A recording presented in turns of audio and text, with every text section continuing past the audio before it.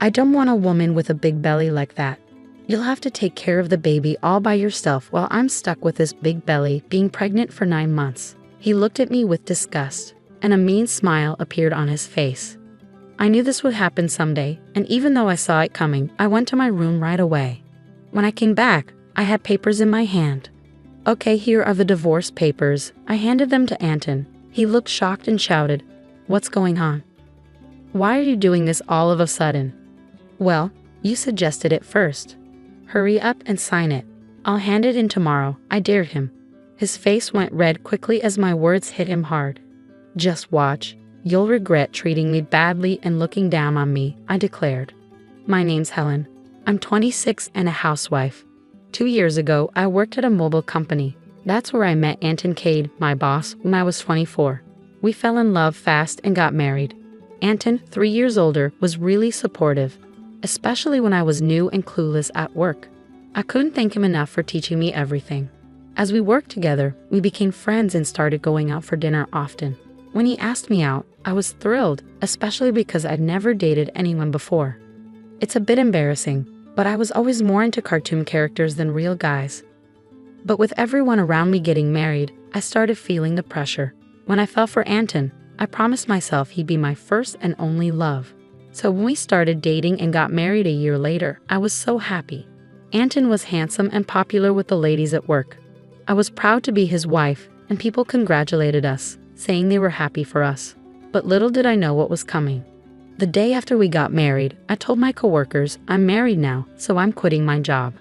Just when we were excitedly beginning our married life, Anton dropped a bombshell, saying, "I've always wanted my wife to focus on the home. Don't worry, I can take care of us financially." "But this is so sudden. You never mentioned this before," I responded. Anton had never brought up me quitting my job before we got married. I got this job through my dad's connection, so leaving without notice wouldn't be right. I wanted to explain, but Anton's eyes silently warned me not to bring it up. So I stayed quiet. I couldn't hold it back any longer. "I know I should have told you, but it's decided. Starting tomorrow, you're not going to work," Anton declared. What a shock. Anton's announcement about me staying home starting tomorrow hit me so suddenly I felt dizzy, but Anton was firm in his decision. I couldn't argue with him, considering he used to be my boss. Even though I had to leave my job abruptly, I was determined to make our marriage succeed. Since Anton chose me and entrusted me with running the household, I wanted to live up to his expectations. I didn't want to seem like a bad wife. I put all my effort into the housework, cooking meals, especially Anton's favorites, and setting the table with as much food as possible. Even though Anton ate without saying whether he liked it or not, I secretly hoped for a word of appreciation. After quitting my job and losing my identity, I craved that acknowledgement. "Anton, I have an important meeting tomorrow. Is my jacket clean?" I asked. "Yes, it's ready," Anton replied. He sometimes showed a traditional, controlling side.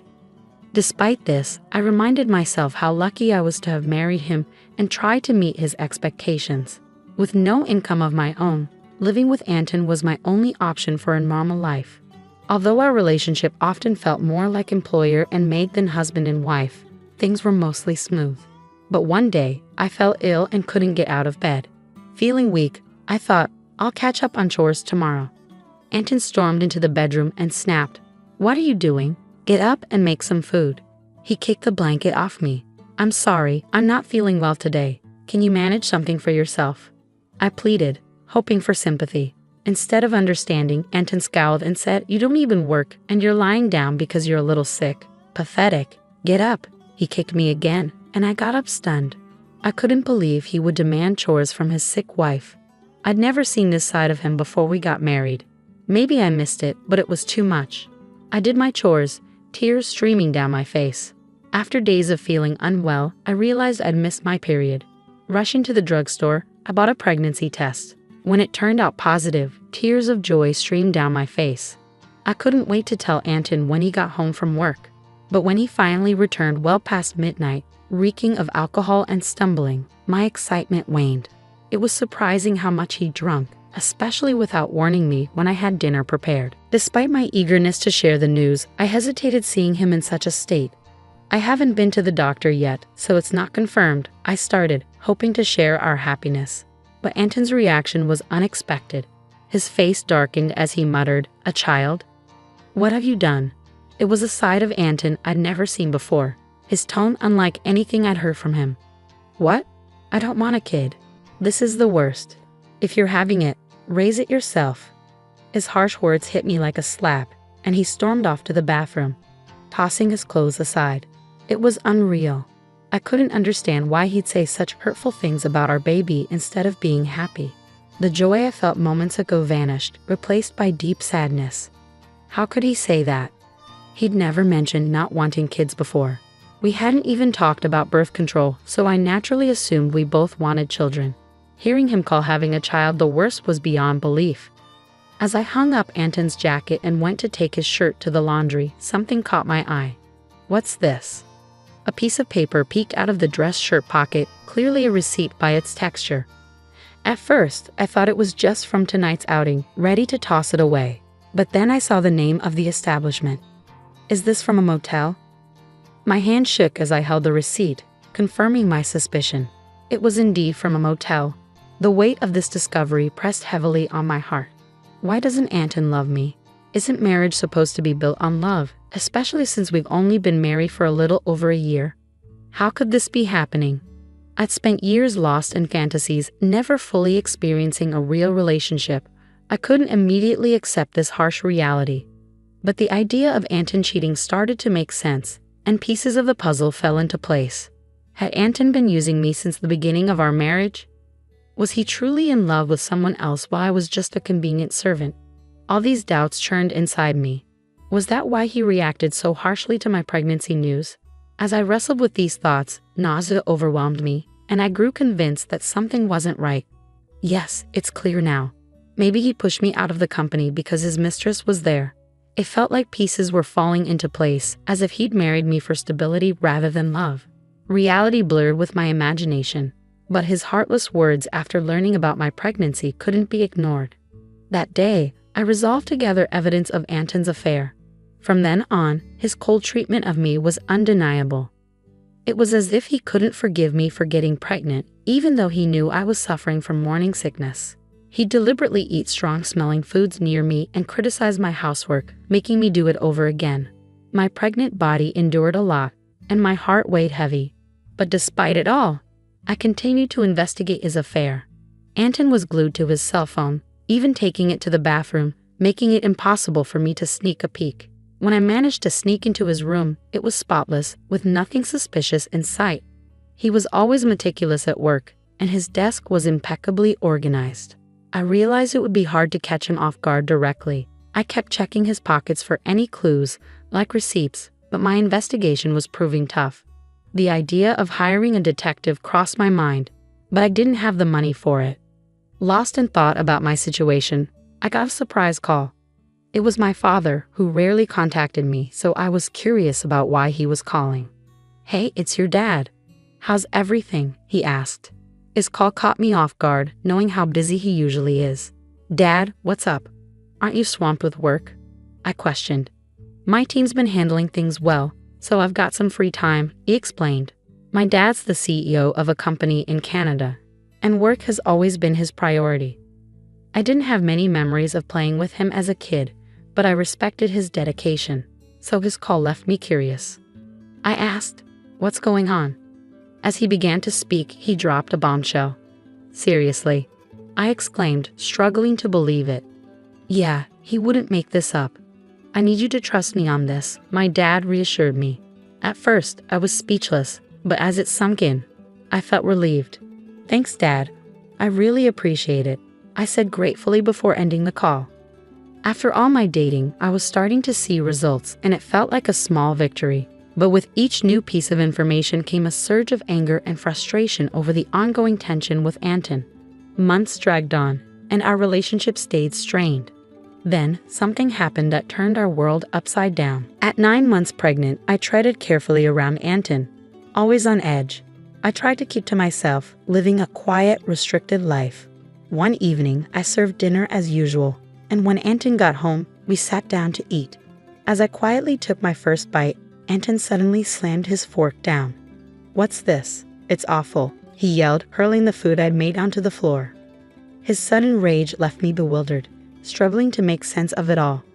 Anger surged within me as I watched him dismiss the meal I prepared.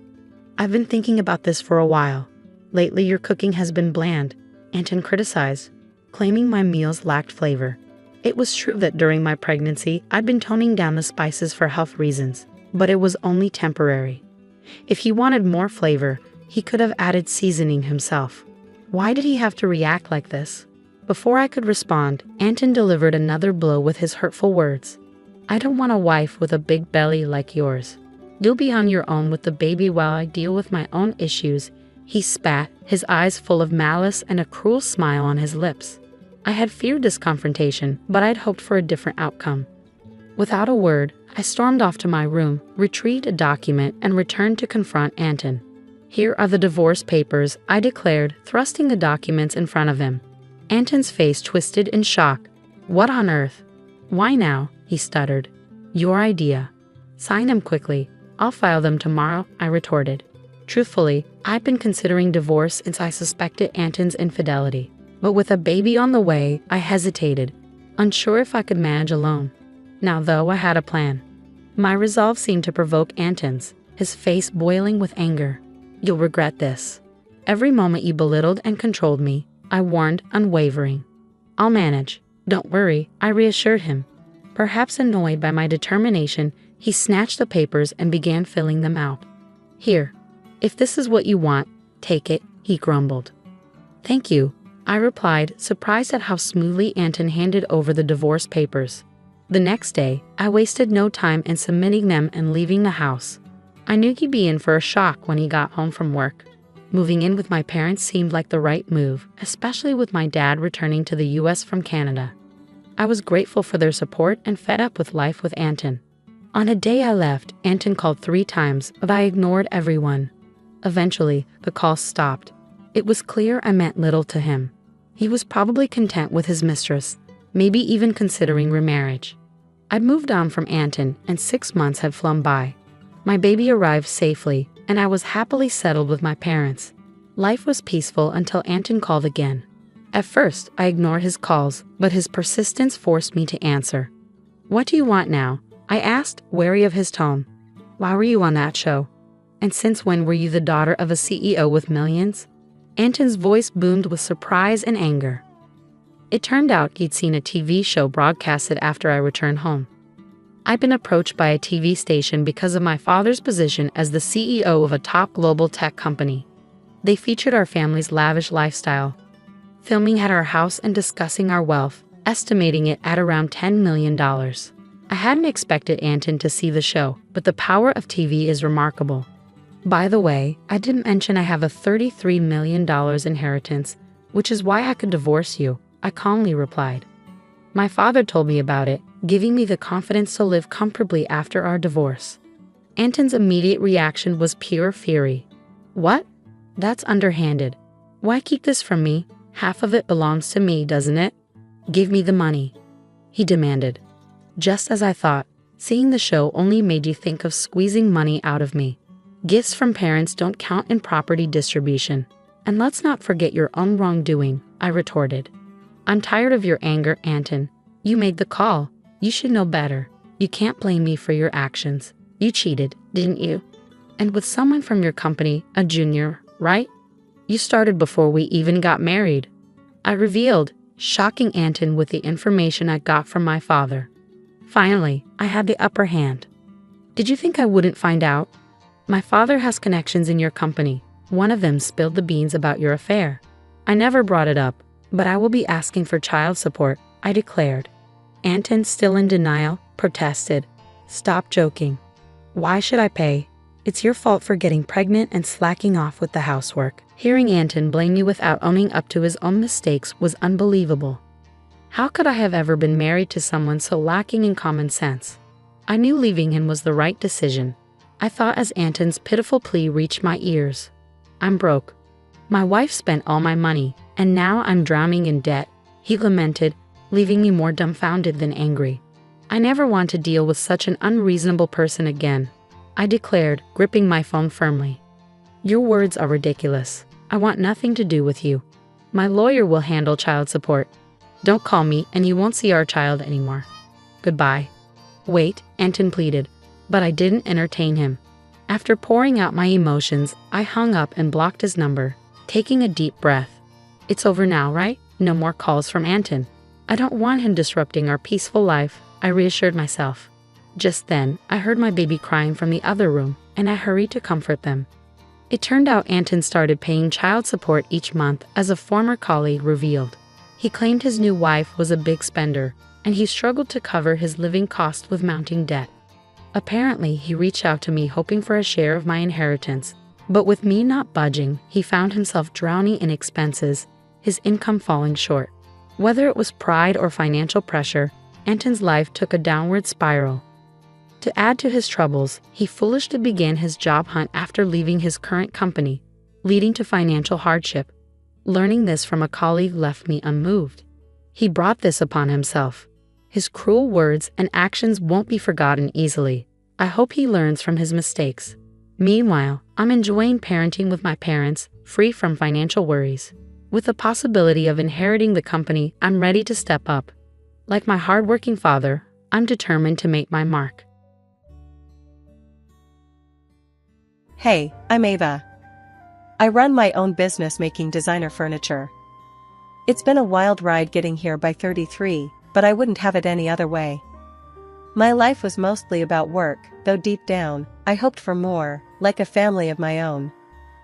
It was during one of my rare vacations down in Santa Cruz that everything changed. I was on the beach, trying to learn surfing, mostly failing and falling flat on my face into the waves. That's when Jake showed up with his surfboard under his arm, looking like he owned the place. "Need some help there?" he called out, jogging over.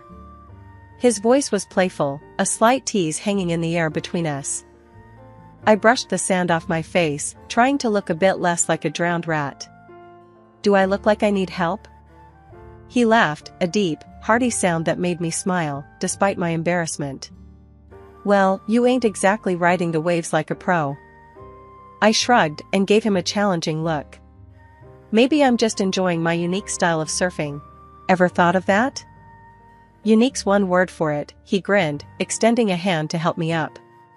"Name's Jake. I teach surfing around here. How about I give you a few pointers? No charge." I figured why not. It wasn't like I had anything better to do, and the guy seemed genuine enough. So, I took him up on his offer. Turned out, Jake was a natural teacher. He was patient, explaining things clearly without making me feel like an idiot. "Balance is key," he instructed as he guided me on the board. "You gotta feel the wave, be part of it, not fight it." Easier said than done, but with Jake's guidance, I actually managed to stand and ride my first wave. I couldn't believe it. I laughed so hard I nearly fell off again. "That's it. You're a natural," Jake cheered, clapping his hands. I paddled back, flushed with excitement. "Thanks, Jake. I guess you're a pretty good teacher." That night, we talked like old friends. Turns out, Jake moved around a lot as a kid, never really settling anywhere until he hit the surf towns. He loved the ocean, said it was the only place he felt at home. "And what about you, Ava? What's your story?" I told him about my business, how I'd started from scratch, working day and night to make it something real. He listened, really listened. And that's how it started, really. A simple meeting on the beach that turned into dinner, and a conversation that felt like it could go on forever. I didn't know then that I'd fall for him, hard and fast. But that comes later. For now, it was just two people, laughing over fish tacos, the ocean whispering in the background. I smiled. Maybe I'd just found that someone. Life after meeting Jake took a fast track, like a runaway train I had no interest in stopping. Our courtship was a whirlwind, filled with laughter, beach days, and long, heartfelt conversations under the stars. It didn't take long before he popped the question. We were at our favorite spot on the beach, the same place where we first met. "Hey Ava," Jake started, his voice unusually shaky. "You and me, we're kinda great together, huh?" I laughed, a little nervous, sensing something big was coming. Kinda great? That's the understatement of the year. He took a deep breath and went down on one knee, right there in the sand. Marry me, Ava. Let's not just be kinda great. Let's be amazing, together, forever. My heart skipped about a dozen beats. Yes, I blurted out, more tears in my eyes than I'd care to admit. Yes, I'll marry you, Jake. The wedding was everything I could have hoped for. It wasn't large, just close friends and family at a small chapel near the beach. The reception was at a local hall, decorated with simple flowers and strings of lights that made everything feel magical. But as we settled into married life, I started to see sides of Jake I hadn't known before. He loved the finer things, expensive clothes, high-end gadgets, and soon, a sleek sports car that ate up more money than I wanted to think about. One evening, as I was working through some designs, Jake strolled into my office, a glossy brochure in hand. "Hey babe, check this out," he said, laying the brochure on my desk. I glanced at it, my stomach dropping as I saw the price tag on the car he was pointing at. "Jake, this is really expensive. Are you sure we can manage this right now?" He leaned back, a frown creasing his brow. "Come on, Ava. You make good money, right? We can afford a little luxury." I sighed, knowing I'd regret it, but also not wanting to fight. "Fine, but this is a big purchase. We should be careful with spending for a while." "Trust me, babe, it's all under control," he assured me, but his casual dismissal of my concerns stung more than I expected. His parents, too, became a regular fixture in our lives. His mom, Marlene, and dad, Phil, were charming at first. They'd often come over, praising the house, the food, everything.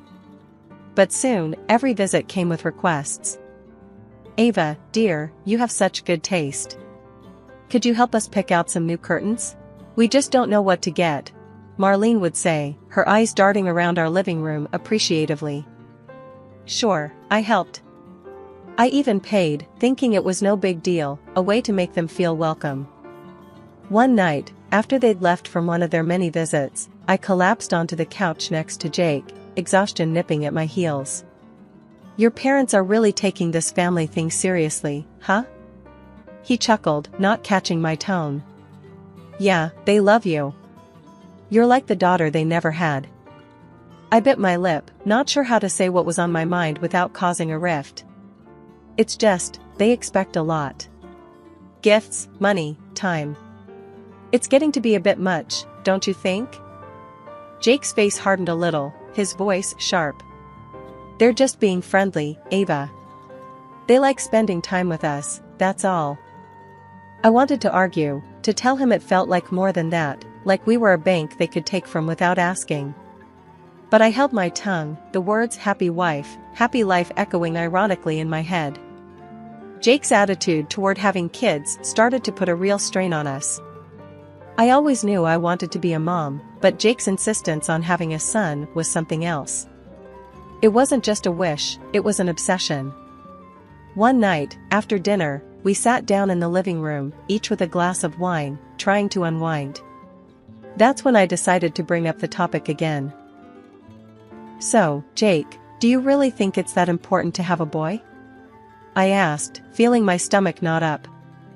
Jake looked up then, his expression serious. "Of course, Ava.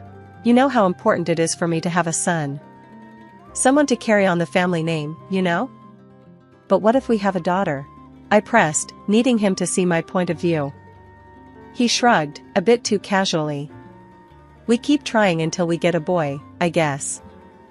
The simplicity in his answer chilled me. "And what, the daughters we might have aren't good enough?" "Ava, come on, don't start that," he sighed, rubbing his temples. "It's not about good enough. It's about having a son. My dad's the same way, you know that." The conversation hung heavily between us, unresolved. It was the same every time. Jake wanted a son so badly that it started to overshadow everything else in our relationship. When we learned that natural conception was off the table, IVF seemed like our only option. I threw myself into the process, researching clinics and treatments.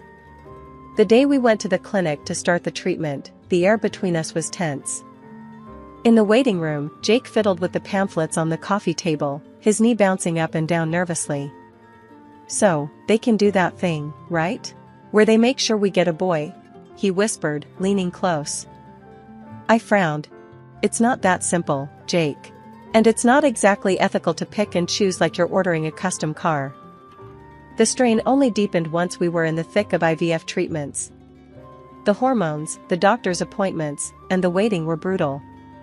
And through it all, Jake's impatience for a son grew into something ugly, a shadow over our marriage. When we finally got the news that we were expecting, I was over the moon. But Jake's first question cut through my happiness like a knife. "Did they say if it's a boy?" "It's too early to tell," I snapped, hurt by his one-track mind. And when the ultrasound revealed we were having twin girls, I saw the disappointment on his face. He tried to mask it, but it was too late. I'd seen it. That night, as we lay in bed facing away from each other, the distance between us felt wider than ever. When I gave birth to twin girls, Emma and Ellie, I was over the moon, but Jake, he couldn't hide his disappointment. He wanted a son so badly it clouded everything else. One evening, while the girls were cooing in their crib, Jake came into the nursery. The look on his face was serious, like he was about to say something important. "Ava, we need to try again for a son," he said bluntly, no preamble. I was taken aback. "Jake, look at what we've got. They're perfect. Why isn't this enough?" He paced a little, before stopping and turning to face me. "It's not about them not being enough. It's about continuing the family name, Ava. You know this." I sighed, feeling the weight of his expectations pressing down on me. "We'll see," I replied, not committing but not dismissing him either. It was the easiest way to end the conversation without another argument. Not long after, life decided to test me again. Phil, Jake's dad, got seriously ill. One evening, Marlene, his mom, came over, wringing her hands with worry. "Ava, the surgery Phil needs, it's urgent, and his insurance won't cover all of it. We need $50,000. The amount made me choke a little. "That's a lot, Marlene." "I know, dear, but we're desperate. We wouldn't ask if there was any other way." I thought about it, the businesswoman in me kicking in. "I can lend you the money, but I'll need you to sign a receipt. It's just a safety measure." Marlene bristled a bit at that. "Really, Ava, a receipt? We're family." I stood firm. "It's nothing personal, Marlene. It's just how I handle things professionally. It's a lot of money." Reluctantly, she agreed, and the receipt was signed. Jake didn't take it well when he found out. "You made my mom sign a receipt? What's wrong with you, Ava?" "It's how I protect our future, Jake. And it's for our girls," I shot back, frustrated at having to justify myself. Things settled down a bit until the girls were about 6 months old. That's when I found out I was pregnant again, naturally this time. I was shocked and happy but scared to tell Jake. His reaction was just as I feared. "A son, Ava. It has to be a son. I don't need another girl," he said coldly when I told him. Months later, I gave birth to another beautiful girl. I named her Mia. Jake didn't come to the hospital, not even to see Mia, or help me home. I ended up taking a taxi, 1,000 worries in my head. When I got home, the house was quiet except for the sound of the babysitter in the nursery. Jake wasn't there. He came back the next day, looking like he hadn't slept at home. "Where were you?" I asked, my voice tight with a mix of anger and despair. "Out," was all he said, walking past me like I wasn't even there. He didn't even glance at Mia, his own daughter. The hurt from that cut deeper than anything else. Here I was, trying to keep our family together, and there he was, pulling further away every day. It was clear to me then that something had to change. Things had been rough since Mia was born, and they weren't getting any easier.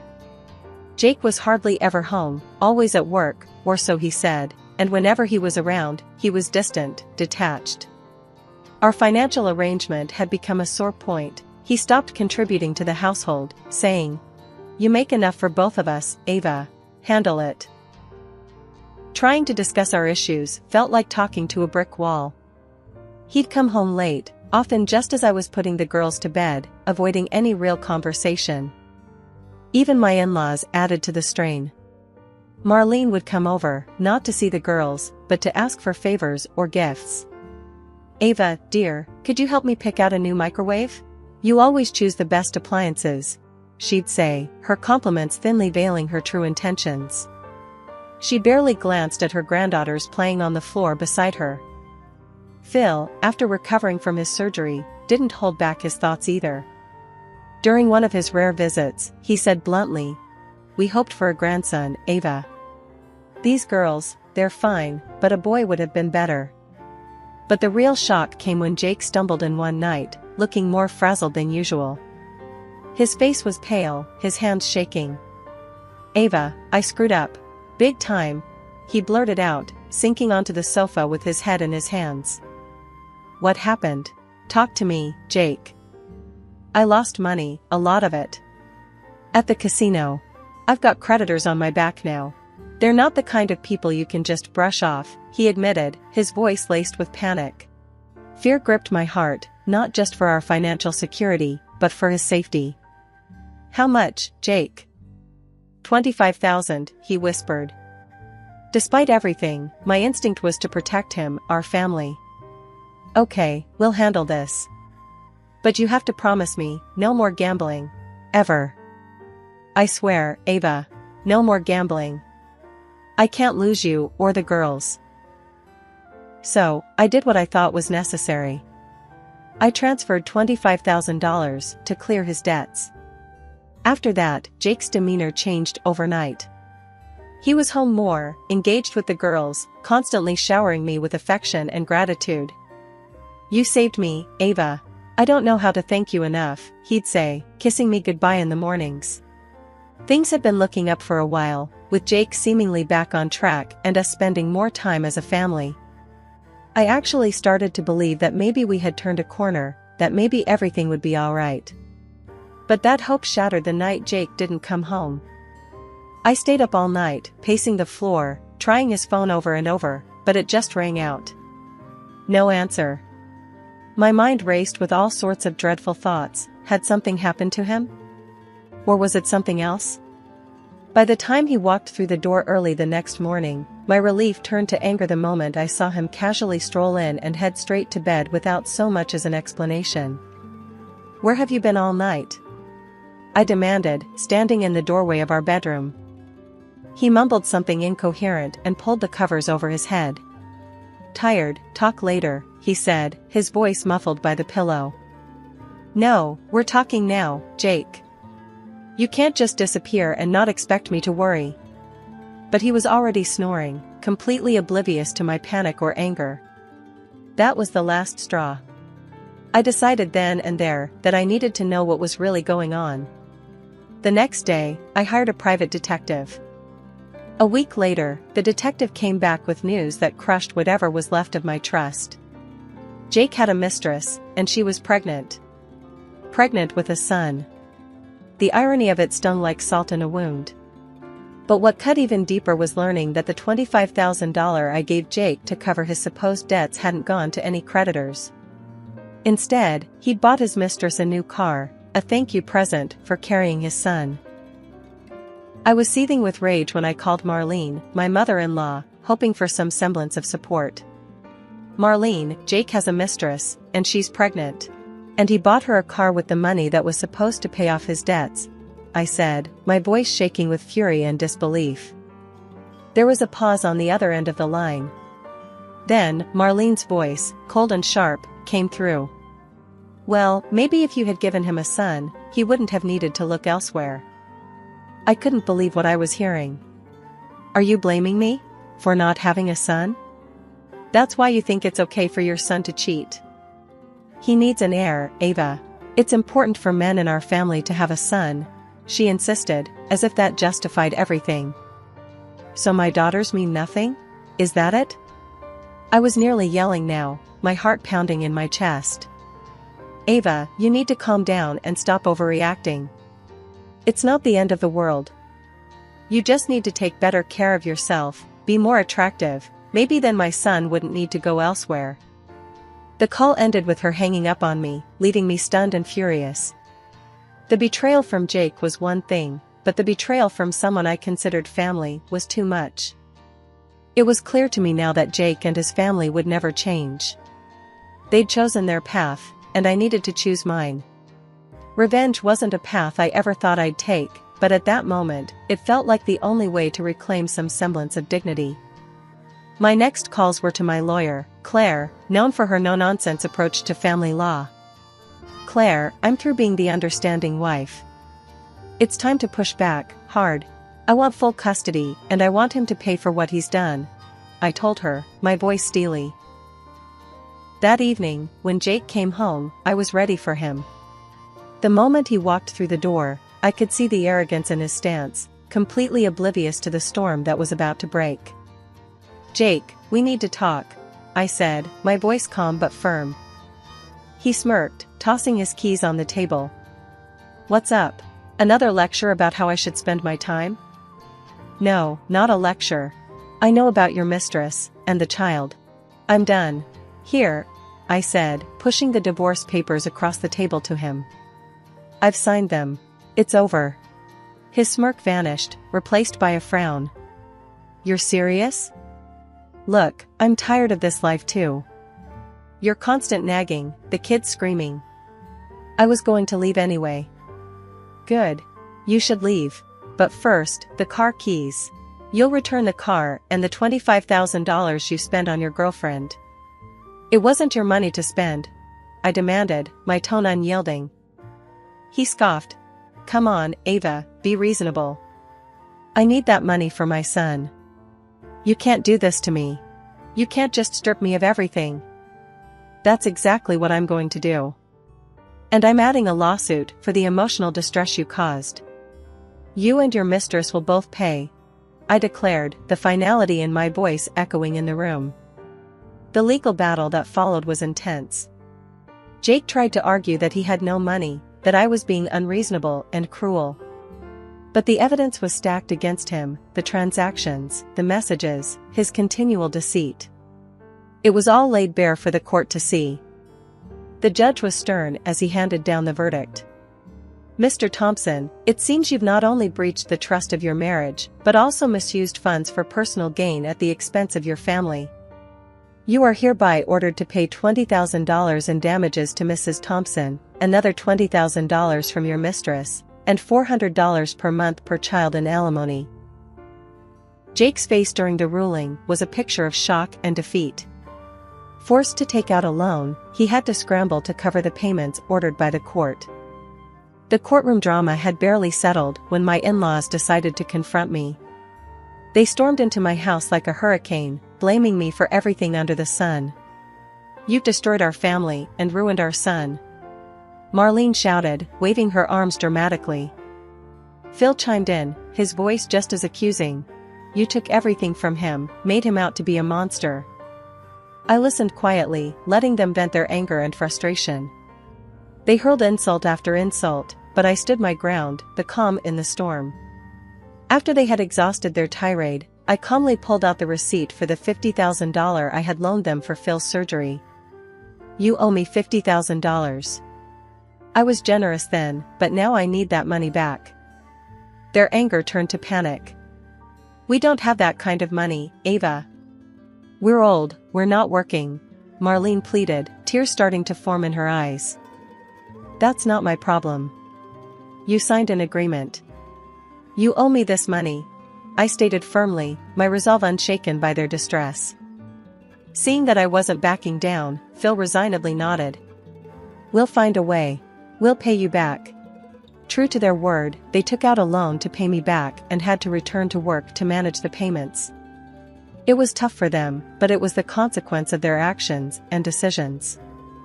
Life settled into a new rhythm after that.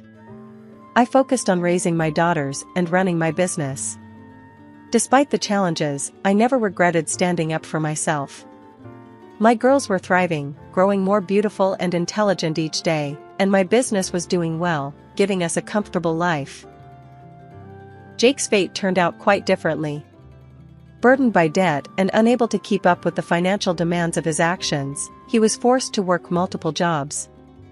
He left his mistress after she gave birth to a daughter, not the son he so desperately wanted.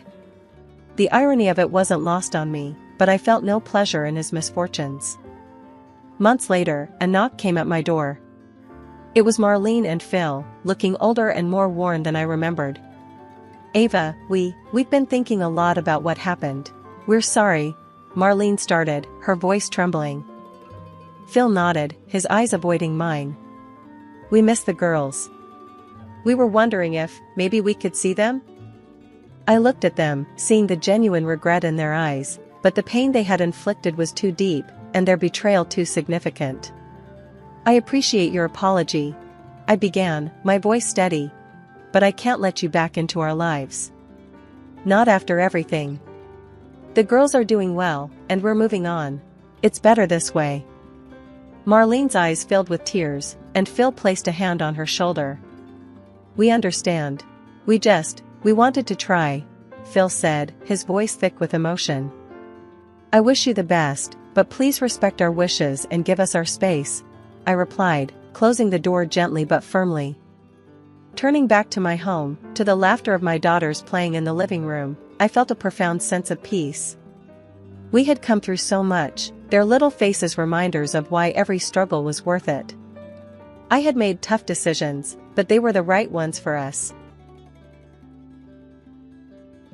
My name is Anna, and for the longest time, my life was all about chemistry and work. After high school, I threw myself into university, studying to become a chemical engineer. Then it was straight to the lab, developing new polymer compounds. My personal life? Didn't even make the to-do list. It was work, more work, and, well, you get it. Then, one unexpected night, everything shifted. I didn't even want to go to that party. It was one of those "you have to come, Anna" situations where my friend Jenna practically dragged me out the door. "It'll be fun," she said. I doubted that, but I went. At the party, Jenna was in her element, chatting up everyone. Then she grabs this guy by the arm and pulls him over to where I was nursing my drink in silence. "Anna, meet Tham," she said, a little too enthusiastically for my liking. "Tom, this is the genius chemist friend I was telling you about." Tom looked a bit taken aback, his eyes wide as he took me in. "Hi," he said, his voice uncertain. "Jenna's told me quite a lot about you." "Good things, I hope," I replied, trying to keep the conversation light. "Yeah, very impressive," he managed, though it sounded like he was talking about a scary movie, not a person. We somehow stumbled through the initial awkwardness and found a quiet corner. Turns out, Tom worked as a manager at a trading company and was a lot more down to earth than our rocky start suggested. He confessed later that night that he'd been intimidated at first, thinking I was too smart for someone like him. That made me laugh. It was refreshing, really. We started seeing each other, and a year flew by. I was surprised at how serious we'd gotten, considering how I used to dodge anything personal, like a chemical spill. Then came the day I met his family. His mom was a sweetheart, welcoming me with open arms. But his sister, Laura? A different story. Right from the start, she looked at me like I was a problem she hadn't figured out how to solve yet. During dinner, I tried to make conversation, asking her about her interests. She just smirked and said, "So, you're the chemist? You cook up stuff in the lab, and now you're here to cook my brother's brain?" I was taken aback, but managed a weak smile. I prefer to think I enlighten minds rather than cook them. Ethan, trying to cut the tension, jumped in. "Laura's always been protective of me," he explained. "She's not easy to win over, but don't take it personally." As if on cue, Laura leaned over and whispered loudly enough for me to hear, "No one's good enough for my brother, remember that." Despite Laura's cold reception, Ethan and I got engaged and planned a modest wedding. On our wedding day, Laura's attitude was even more brazen. She rolled her eyes during our vows, snickered during the speeches, and complained loudly about the food and decorations. A couple of months had passed since Ethan and I said our vows. Just as we were settling into our new life, his mother, Mrs. Johnson, took a bad turn. Her illness baffled the doctors. No one could pinpoint what was wrong. She was confined to her bed, her body partially paralyzed, plagued by severe headaches and kidney pain. Ethan suggested that I move into their family home to help care for her, and given my fond relationship with his mother, I agreed without hesitation. From day one, the reality of our situation hit hard. Mrs. Johnson was in a bad way, rarely leaving her bed, and I took on much of the caregiving alongside Ethan. I bathed her, helped her change, and gently combed her hair, which, distressingly, came out in clumps more often than not. One evening, while Ethan was downstairs sorting through some bills, I broached a delicate subject with him in the kitchen. "Ethan, your mom's condition is worsening. Don't you think a nursing home with professional care might be better for her?" I suggested, hoping he'd see the sense in it. Ethan rubbed his forehead, the weight of the world seeming to press down on him. "I know, Anna, I know it's bad. But Laura, she's adamant about keeping Mom here. She says a nursing home would just make things worse." I sighed, my hands clenching in frustration. "But isn't it worse for her to suffer here without proper medical care?" Before Ethan could reply, Laura walked into the kitchen. Her presence was always like a storm brewing. "I heard that, Anna. You think you know better than us? My mother stays where she is," she snapped, her eyes flashing angrily. Realizing this wasn't a battle I could win today, I backed down. "Okay, Laura. I didn't mean to upset you. I just hate seeing her like this." After Laura left, Ethan whispered a tired apology. "I'm sorry. Laura's been through a lot. You know, with her husband passing and everything. She's not herself." "Yeah, I get it," I replied, though I felt a bitter edge to my words. "But it's not just about what she wants. It's about what's right for your mom." Ethan nodded, looking equally torn. "I know. Let's just give it some more time. Maybe she'll come around." Time passed slowly after that conversation. Days turned into weeks. I spent hours by Mrs. Johnson's side, watching her struggle with every passing day. Her room became a world unto itself, filled with the sounds of her labored breathing and the soft hum of the medical equipment that seemed to multiply with each week. Laura's resistance, Ethan's indecision, and the daily sight of Mrs. Johnson's suffering weighed heavily on my heart. Moving in here, I had hoped to make things better, to be a part of the family in every way that counted. But as each day passed, I felt more like an outsider fighting an unwinnable battle, clinging to the hope that somehow, someway, I could make a difference in this house that had become my home. Living with Ethan's family was proving to be more of a challenge than I'd ever expected. My relationship with Laura was especially tense. She always found something to criticize about me, and it didn't help that Ethan rarely stood up for me in these conflicts. One afternoon, I was in the kitchen trying to prepare a meal that Mrs. Johnson could easily swallow. Ethan was at work, and I was alone, which was becoming more and more my preference given Laura's frequent, harsh visits. As I was mashing potatoes, the back door slammed. I didn't need to turn around to know Laura had entered. "Making a mess as usual, I see," Laura's voice cut through the quiet like a knife. I kept my focus on the task at hand, my grip tightening on the masher. "I'm making dinner for your mom. She needs something easy to eat." Laura scoffed, leaning against the counter and watching me like a hawk. "You think you're some kind of saint, don't you? Always hovering, always playing the devoted daughter-in-law. Makes me sick." I placed the bowl down with a little more force than necessary. "I'm not trying to be a saint, Laura. I'm trying to help." "Oh, cut the crap, Anna. We both know you're just waiting for her to kick the bucket. Playing the grieving widow ahead of time, are we?" Laura snapped, her eyes gleaming with something spiteful. It was another regular Sunday dinner when the tension hit a new high. Laura had just breezed into the dining room, fashionably late as usual, wearing a bright red dress. As we sat down to eat, Laura started right in, like she was waiting just for that moment. "Really, Anna, must you always work so late? It's like you don't care about being a part of this family at all." I kept my eyes on my plate, trying to stay calm. "I do my best, Laura. My work demands a lot. Unlike you, who doesn't even know what it's like to work." Ethan, who had been silent up until then, finally spoke, though not in my defense. "Anna, please remember Laura is going through a lot right now with her husband's recent passing. Try to be a little more understanding." His words felt like a betrayal. I shot back before I could stop myself. Maybe if she dressed more like a widow rather than going to a party, I could take her grief a bit more seriously. The table went silent. Ethan's expression hardened. "Anna, that's uncalled for." "But it's true." I couldn't hold back. "She criticizes everything I do, but barely looks in on her own mother. How is that fair?" Laura slammed her fork down, standing abruptly. "How dare you judge my grieving process? You have no idea what I'm going through." Ethan rubbed his temples, clearly frustrated. "Anna, can we talk about this later? Please, let's just finish dinner." I nodded, tight-lipped, and we ate the rest of the meal in uncomfortable silence.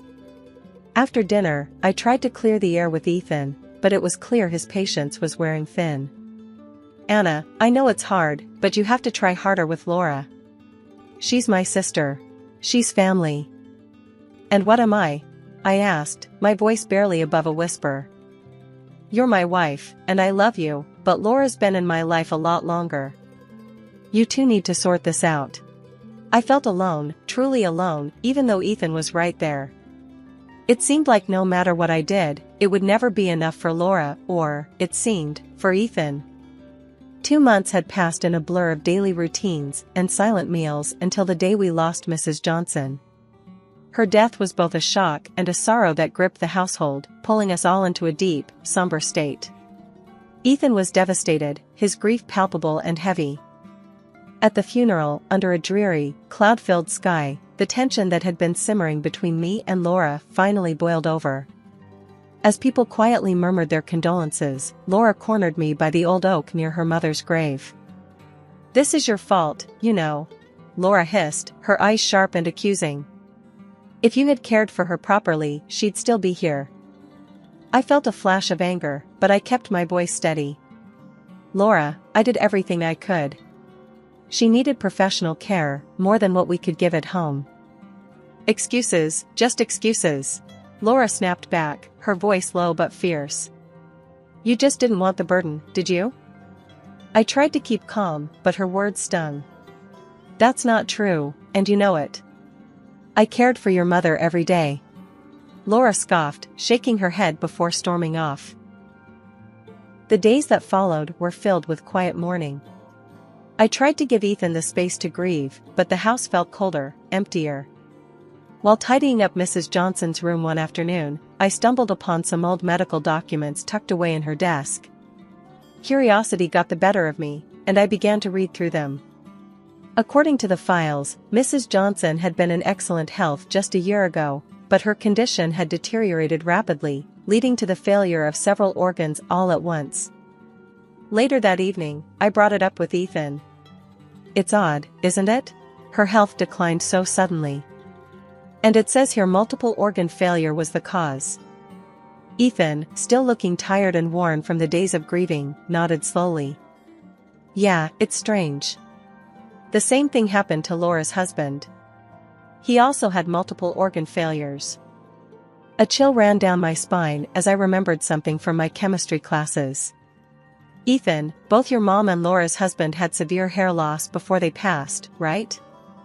He looked up, puzzled by the direction of my question. "Yes, that's right. Why?" I hesitated, the implications swirling in my head. "It's just, severe hair loss can sometimes be a sign of thallium poisoning. It's a stretch, but..." Ethan cut me off, his voice a mix of disbelief and irritation.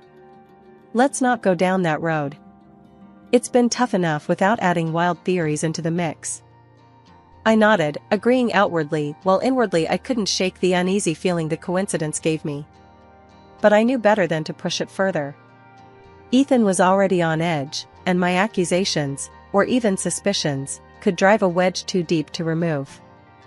It started like any other morning, except for the moment I ran my hands through my hair and felt a clump come away with my fingers. Staring at the strands in horror, my mind raced. I knew something was terribly wrong. Frantically, I headed to the lab at work, my heart pounding as I ran tests on myself, a procedure I was all too familiar with but never thought I'd use in such a personal emergency.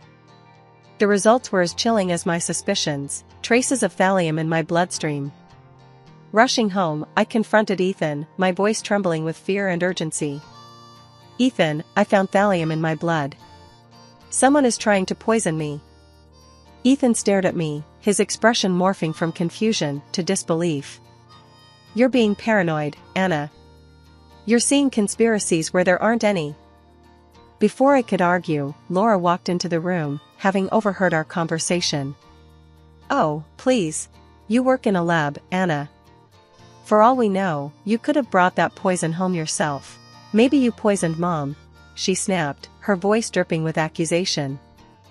I was aghast, the room spinning around me as her words sank in. Ethan's face darkened, his eyes narrowing. "I can't do this anymore, Anna. You're too dangerous to be around. I want a divorce." My world crumbled in an instant. Laura smirked triumphantly. "You heard him. Get out of our house." Numb and heartbroken, I packed my belongings, the weight of their betrayal crushing me. Sitting amidst the unpacked boxes, the truth slowly pieced itself together in my mind. It was Laura. She had poisoned her mother and tried to poison me. Determined to find proof, I hired a private detective and handed over all the evidence I had, including the medical reports and my blood test results. 2 weeks dragged by with agonizing slowness until the detective came back with shocking news. Laura had burned through the fortune she inherited from her late husband and was drowning in debt. It became clear her motives were as toxic as the poison she favored. "This isn't just about inheritance," I told the detective, my voice steady despite the turmoil inside. "She's eliminating anyone who stands in her way. She could be targeting Ethan next." Armed with this new information, I knew I had to act fast to prevent further harm. I called Ethan, my voice trembling but firm. "Ethan, I have proof about Laura. We need to meet. You have to see this." His response was cold, dismissive. "You're crazy, Anna. I can't believe I ever trusted you." And with that, he blocked my number, cutting off any chance of further communication. Standing there, phone in hand, I felt a mix of rage and resolve wash over me. Despite everything that had happened, I knew I needed to confront Ethan and reveal Laura's malicious plans. Reluctantly, he let me into the house. The coolness inside was a stark contrast to the sweltering heat outside. Ethan was quiet, his face drawn and tired. There was a glass of lemonade on the table, condensation beating on the outside. "It's hot out there," he said, nodding towards the glass. "Here, have some lemonade." Thirsty and distracted by the tension, I took a few sips. Almost immediately, my stomach churned painfully, a sharp stab that doubled me over. "Ethan," I gasped, clutching my abdomen. "Where did this lemonade come from?" "It's just lemonade. Laura made it. What's wrong?" His brow furrowed, a mix of concern and confusion crossing his face. "The lemonade, it's poisoned," I managed to say between sharp breaths. "Laura's trying to kill us for the inheritance." Ethan's expression shifted from concern to disbelief. "You're out of your mind, Anna. I'm tired of these crazy theories about Laura trying to kill someone." I was desperate, the pain overwhelming. "Please, Ethan, you have to believe me. Call 911. As I spoke, my vision began to blur, and I felt myself slipping towards the floor. The cold tiles were a harsh welcome as I hit them, semi-conscious, barely aware of my surroundings. Just then, Laura walked in, catching the tail end of our conversation. She looked from Ethan to me, lying helpless on the floor, and a smirk twisted her lips. Really, Ethan, she's losing it. Making up stories even now, she said, her voice dripping with disdain. Ethan, conflicted and overwhelmed, rushed to the kitchen to fetch a cold compress, leaving me at Laura's mercy. Kneeling beside me, Laura leaned in close, her voice a venomous whisper. This is the end for you. In a few hours, the thallium will finish its work, and then Ethan's next.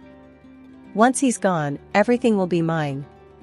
Her words were the last thing I heard before darkness enveloped me, pulling me into a deep, silent void. I awoke in the sterile brightness of a hospital room, the beeping of machines by my bedside punctuating the quiet. My mind felt foggy, memories of the last few days tangled like a ball of knotted yarn. The sharp pain in my stomach had subsided, replaced by a dull ache that seemed to echo deeper, reaching beyond the physical. The nurse, seeing me stir, came over with a reassuring smile. You're in the hospital, she explained. You've been out for days, but you're safe now. Did anyone come with me? My husband, Ethan? My voice was hoarse, the words scratching their way out. She checked her notes, her expression neutral. No, you were brought in by an ambulance alone. But your husband did call 911, even though there was some resistance, apparently. A doctor came in next, flipping through my chart with clinical detachment. You're lucky to be alive. We managed to remove the thallium from your system in time. A few more hours and... He didn't finish his sentence, but he didn't need to. As the reality of the situation settled in, I felt a mixture of relief and an overwhelming sense of betrayal. I was saved, yes, but at what cost? Ethan's absence spoke volumes, and the hurt from it gnawed at me. Later, 2 police officers walked into the room. Their faces were stern, their notebooks ready. We understand you took matters into your own hands when you suspected poisoning. That was risky. You should have come to us as soon as you suspected something. Shame washed over me. He was right. I had been so caught up in proving Laura's guilt, I hadn't considered the dangers of facing her alone. I know, I admitted, my voice barely above a whisper. I needed proof. I thought I could handle it. The other officer softened slightly. Well, your actions did lead to uncovering the truth. We've apprehended your sister-in-law. It turns out she did poison her husband and your mother-in-law with thallium. We exhumed their bodies and confirmed it. She's facing multiple charges now. Their words were a cold comfort. Justice might have been served, but the cost was etched deeply into my heart. The officers thanked me before leaving, their steps echoing down the hall long after they were out of sight. Recovery was slow, and with it came the realization that the next steps were mine alone to take. Ethan's absence had severed whatever ties remained, and as painful as it was clear that my path forward would not include him. The trial of my sister-in-law, Laura, dragged on for months. It was a grueling process, filled with legal complexities and emotional turmoil. Throughout it all, the courthouse was a cold place, echoing with the footsteps of those seeking justice and those dreading it. I hadn't seen Ethan since I left the hospital, not until the first day of the trial. He sat there, a stoic figure, clinging to a version of his sister that no longer existed in the eyes of the law. Despite the overwhelming evidence presented by the prosecution, Ethan refused to believe Laura's guilt. He whispered fiercely during recess, "You're wrong about her. The tests, the accusations, they're all mistakes. Laura's an angel, not a monster." I looked into his eyes, searching for the man I once loved, but found only a stranger. "How can you still say that after everything? Look at the evidence." He shook his head, dismissive and cold. "It's all circumstantial. You just want revenge on her, that's all this is." The trial continued, witnesses came and went, experts testified about the lethal levels of thallium found in the bodies, and slowly, the truth began to unfold before everyone in that courtroom. Laura sat there, mostly impassive, until the pressure of the undeniable evidence reached a breaking point.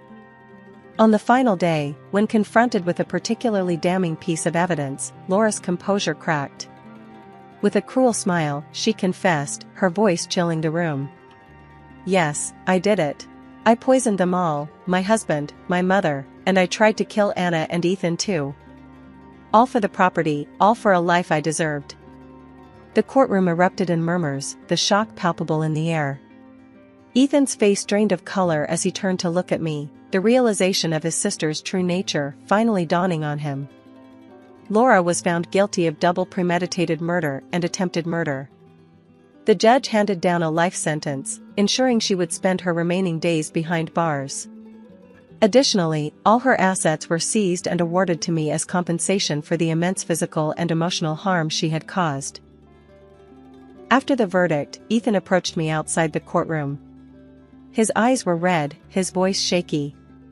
"Anna, I'm so sorry. I was blind. Please, can we start over? Can we try again?" The pain of his betrayal, once sharp and biting, had settled into a dull, constant ache.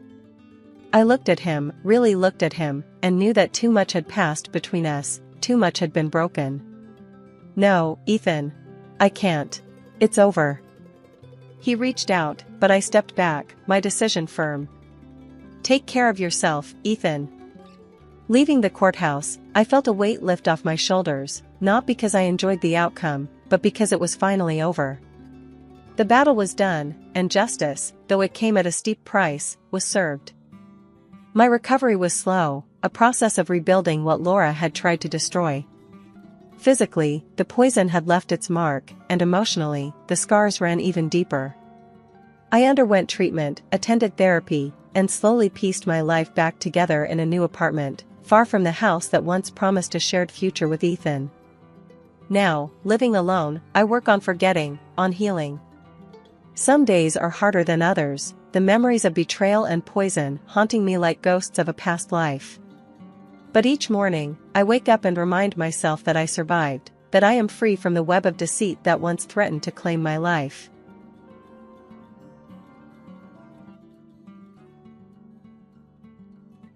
Things were tough. After losing my job as a retail manager, it felt like every door in the industry slammed shut right in front of me. Months of job hunting led nowhere. It was Lisa, one of my oldest friends, who finally threw me a lifeline, albeit not the kind I expected. "Tessa, why don't you help out Tom?" she suggested one afternoon as we sipped coffee at my cramped kitchen table. "His place is a mess since his wife passed, and he could use someone to tidy up and maybe look after Jamie, the little one." I needed the cash. Desperation edged out pride, and I agreed. Lisa set up the meeting, and 2 days later, I found myself standing at Tom's door, my stomach in knots. Tom opened the door, a man in his mid-40s, with weary blue eyes and a tentative smile. "You must be Tessa. Lisa told me a lot about you. Come in, don't just stand there." The apartment was larger than I expected, a bit of dust here and there, but it felt like a place sucked dry of life, echoing with a silence that spoke of its missing joy. "Let me show you around," Tom said as he led me through the living room filled with pictures of a woman with a bright smile, his late wife, I assumed. We moved on to the kitchen, which looked like it hadn't seen a proper cleaning in weeks. "I know it's a mess. I'm not around much, work and all. And Jamie, well, he's 9. You can imagine." Tom chuckled dryly, his gaze flicking away. "There is also Mike, my eldest son, but he lives separately." There was an awkward silence before he hastily added, "So, about the job, I guess Lisa told you the basics?" "Yeah, cleaning, cooking a bit, and helping Jamie with his homework?" I confirmed. "That's about it. You'll have free run of the place during the day. I just really need someone to keep things afloat here." I nodded, understanding the weight of his admission.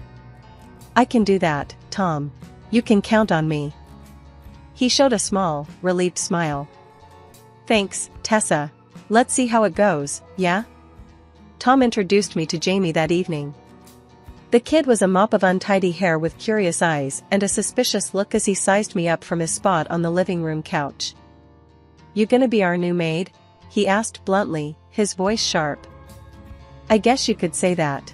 But I'm also here to help you out with your studies and stuff," I replied, trying to make my tone as friendly as possible. As I left their apartment that day, I felt a mix of emotions swirling within me. This was not the life I had planned, but somehow, it felt like exactly where I needed to be. The early days at Tom's apartment were like walking a tightrope. I kept busy scrubbing, cooking, and learning the ropes of managing a household that wasn't mine. It wasn't long before the place started looking more like a home than a storage unit. Tom seemed appreciative, though he was a man of few words. One Tuesday morning, I was elbow-deep in suds, scrubbing a stubborn stain off a frying pan when Jamie wandered into the kitchen. His hair was even messier than usual, and he had that scowl that seemed glued to his face. "Hey, you missed a spot," he said, pointing at a corner of the floor I hadn't gotten to yet. I rinsed the pan and turned to him, wiping my hands on my apron. "Want to give me a hand?" I asked. He rolled his eyes. "No way, that's your job." "Sure, but wouldn't hurt to help out a bit. Maybe learn something useful." I shot back with a half-smile, hoping to tease a bit of cooperation out of him. Jamie huffed, crossing his arms. "Whatever." That afternoon, I caught him struggling with his math homework. Numbers spread out on the table like they were parts of a puzzle he couldn't put together. I sat down next to him, my fingers tapping the table lightly. "Stuck?" I asked, glancing at the jumble of equations. "It's dumb. I don't get why I gotta learn this crap," he muttered, shoving the workbook away. "Let me show you something," I said, pulling the book back between us. For the next hour, I broke down the problems into steps that even I would have understood back in school. Slowly, Jamie started getting the hang of it, and when he solved the last problem on his own, he couldn't hide a proud grin. As days turned into weeks, I found myself more involved in their lives than I'd originally signed up for. Tom started coming home earlier, sometimes even helping with dinner. One evening, while I was chopping vegetables, he leaned against the counter, watching me work. "You've changed things around here, Tessa. For the better," he said, his voice low and sincere. "More than that. You're making us a family again." The word family hung in the air, heavy, but not unwelcome. I nodded, unsure of what to say, focusing instead on the carrots I was slicing. "Tessa," Tom continued, hesitating for a moment. "I was thinking, maybe it's time we made this arrangement a bit more permanent." I stopped chopping, my heart skipping a beat. "Permanent?" "Yeah, I mean, if you're up for it. I could use someone like you around, long term. Not just for the cleaning and cooking, but, you know, for everything." The offer caught me off guard. I took a deep breath, considering the weight of his words. I'd like that, Tom. I really would." From that point on, things felt different. Easier, somehow. Jamie started calling me by my first name instead of the maid, and Tom treated me more like a partner than an employee. We settled into a comfortable routine, the three of us, like pieces of a puzzle that had finally found their right place. Tom proposed one chilly evening, Jamie asleep, and his voice was steady, but his hands shook just a bit. "Tessa, I don't have much to offer but myself and this family. Will you marry me?" he had asked, his eyes hopeful yet scared of rejection. I didn't need a second to think about it. "Yes, Tom. Yes, I will." But not everyone was thrilled. When I told my mom, she was less than enthusiastic. "He's 14 years older than you, Tessa. And those kids. Are you ready to be a stepmom?" Her skepticism was like a bucket of cold water. "We love each other, Ma. That's what matters. And Jamie and Mike? They're great kids. I can handle it," I countered, but she wasn't convinced. And so, she came around, showing up at the mayor's office on our wedding day in her best dress, her smile tight but genuine. The ceremony was brief, the mayor reciting the vows with all the enthusiasm of someone who'd done this too many times. But when Tom slipped the ring on my finger, it felt like the world just paused for us. Starting our married life, I transitioned from the hired help to the lady of the house. It felt different waking up and not having to prove my worth through scrubbed floors and spotless counters. I was more than the cleaner now. I was a wife, a stepmom, part of a family. Life felt fuller, richer. But being a stepmom came with its own rulebook, one that nobody handed you, you just had to fumble through it. Jamie, who I'd thought of as my little buddy, suddenly seemed to realize I was in his mom's spot. "Why do you always have to tell me what to do?" he'd challenge, his little face scrunched up in annoyance. "Because I care about you, Jamie. It's part of my job now," I'd explain, trying to keep my tone light, but firm. And then there were the everyday adjustments, the dance of a new marriage. Tom had his ways I hadn't noticed when I was just the housekeeper. Like how he insisted on having dinner at exactly 6, or how the furniture shouldn't be moved even an inch from where Laura had placed it. "Tessa, why did you move the couch?" he'd ask, his voice more of confusion than anger. "Just trying something new, mixing it up a bit," I'd reply, pushing the couch back reluctantly under his watchful eyes. "Let's keep it the original way. It's how Laura liked it," he'd say, and that was that. Laura's ghost hovered in the corners, her touch lingering in the arrangement of cushions and photo frames. A few months later, Tom asked me to come to work for the sake of an additional source of income. It was okay, but I was upset by the demanding tone of his voice. I got a job at a store nearby to keep up with cooking and cleaning the house. Family life has not turned out to be as easy as I once imagined it would be. A year into our marriage, I started feeling like a guest in what was supposed to be my home. Tom seemed to have rules that never came up when we were dating, like an invisible playbook I wasn't privy to.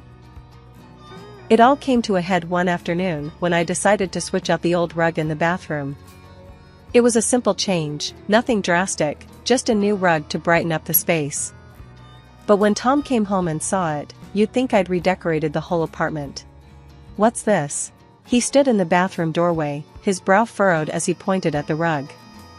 "A new rug. The old one was getting moldy," I said, trying to keep my voice light, hoping to head off any drama. "Why didn't you ask me? You know how I feel about changing things around here."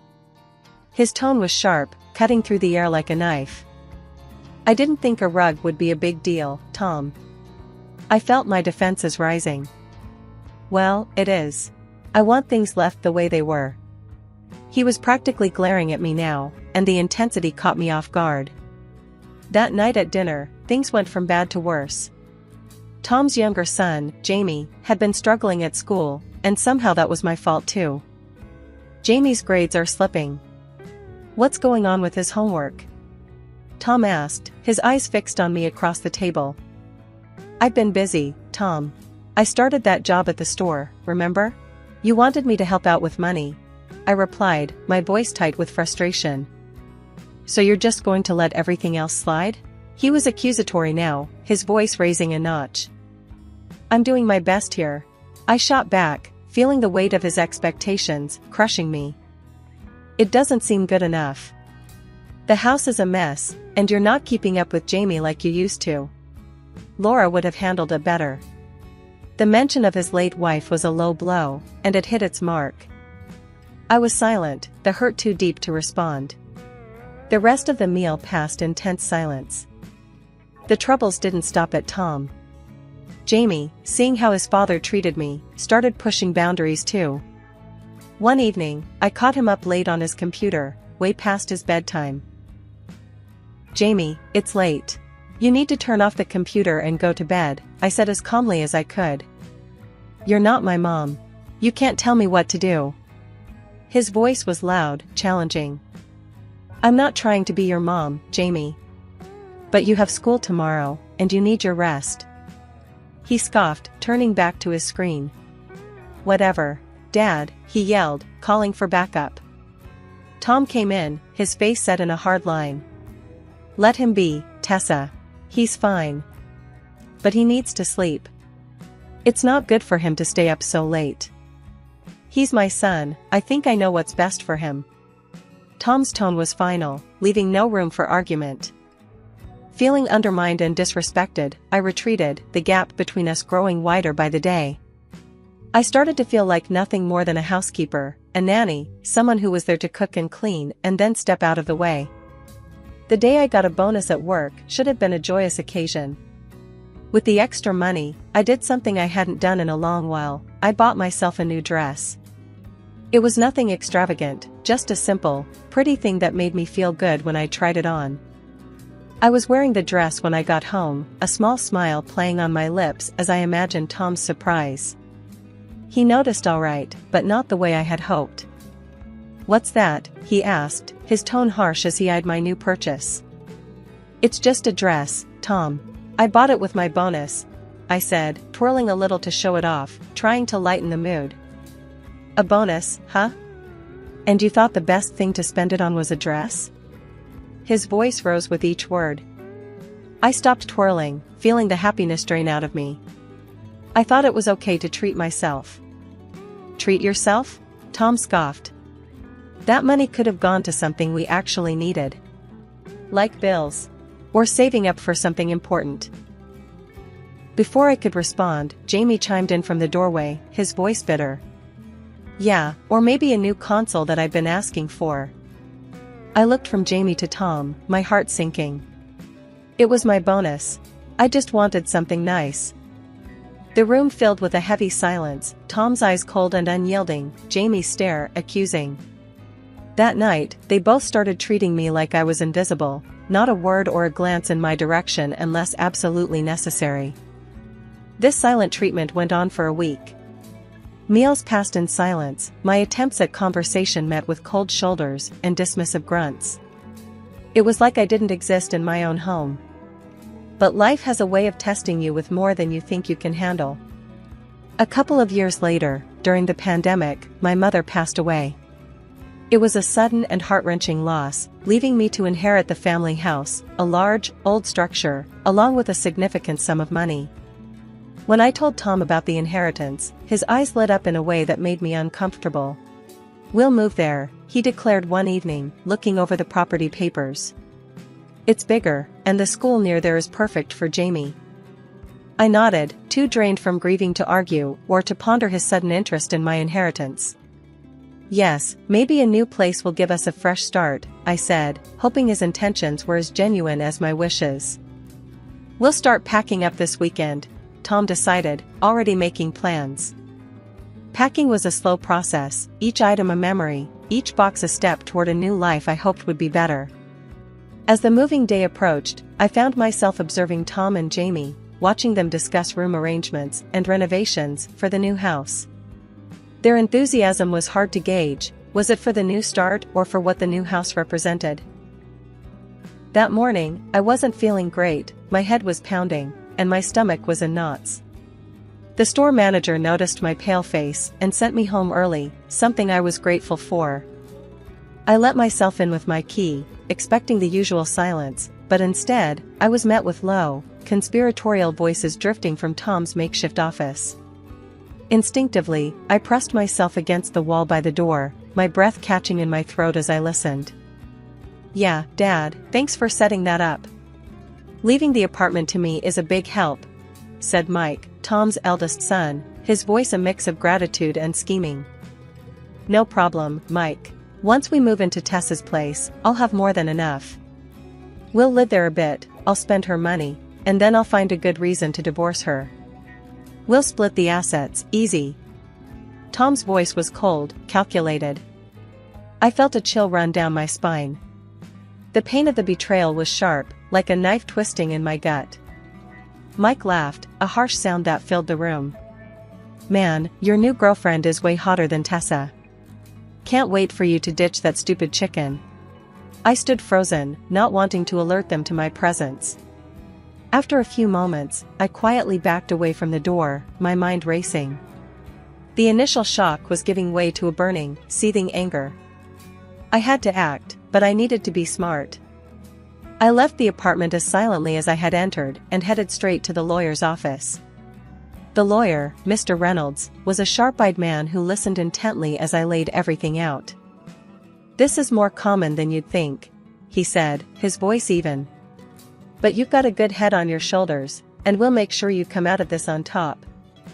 I nodded, feeling a semblance of control returning. "What are the next steps?" I asked. "We file for divorce on grounds of infidelity and deception. Gather any evidence you can. Recordings, documents, anything that shows his intent. Mr. Reynolds advised. Thank you. I'll get everything ready, I said, standing up. The weight of the legal folder in my hand felt like a shield, something to protect me from the storm ahead. As I walked home, my mind was a whirl of plans and possibilities. When I returned home, Tom was in the kitchen, making dinner as if nothing had happened. Mike had left, and the normalcy of the scene was almost surreal. "Hey, you're back early. Feeling any better?" Tom asked, looking up from the stove. I forced a smile, my heart pounding in my chest. "A bit, yeah. Just tired," I said, keeping my voice light. "That's good. Dinner will be ready soon. Why don't you go lie down for a bit?" he suggested, turning back to his cooking. "Sure, I might just do that," I said, my voice sweet as syrup, but inside, I was steeling myself for the battle ahead. I went to our room, closed the door softly, and sat on the edge of the bed. The next few weeks would define the rest of my life. I wasn't just going to roll over and let Tom take everything from me, not without a fight. The morning of the move felt different. I had everything planned down to the last detail, and Tom had no clue about the storm that was about to hit him. I'd packed my personal belongings quietly over the past few weeks and had them moved to a new place in another city, a fresh start, a new me. This morning, I left the house as usual, a simple handbag in tow, telling Tom I was off to work early. "See you at the new house later," he called out nonchalantly, completely unaware of the bomb about to drop. I nodded, keeping my expression neutral. "Sure, see you there," I lied smoothly, closing the door behind me with a soft click that marked the end of my old life.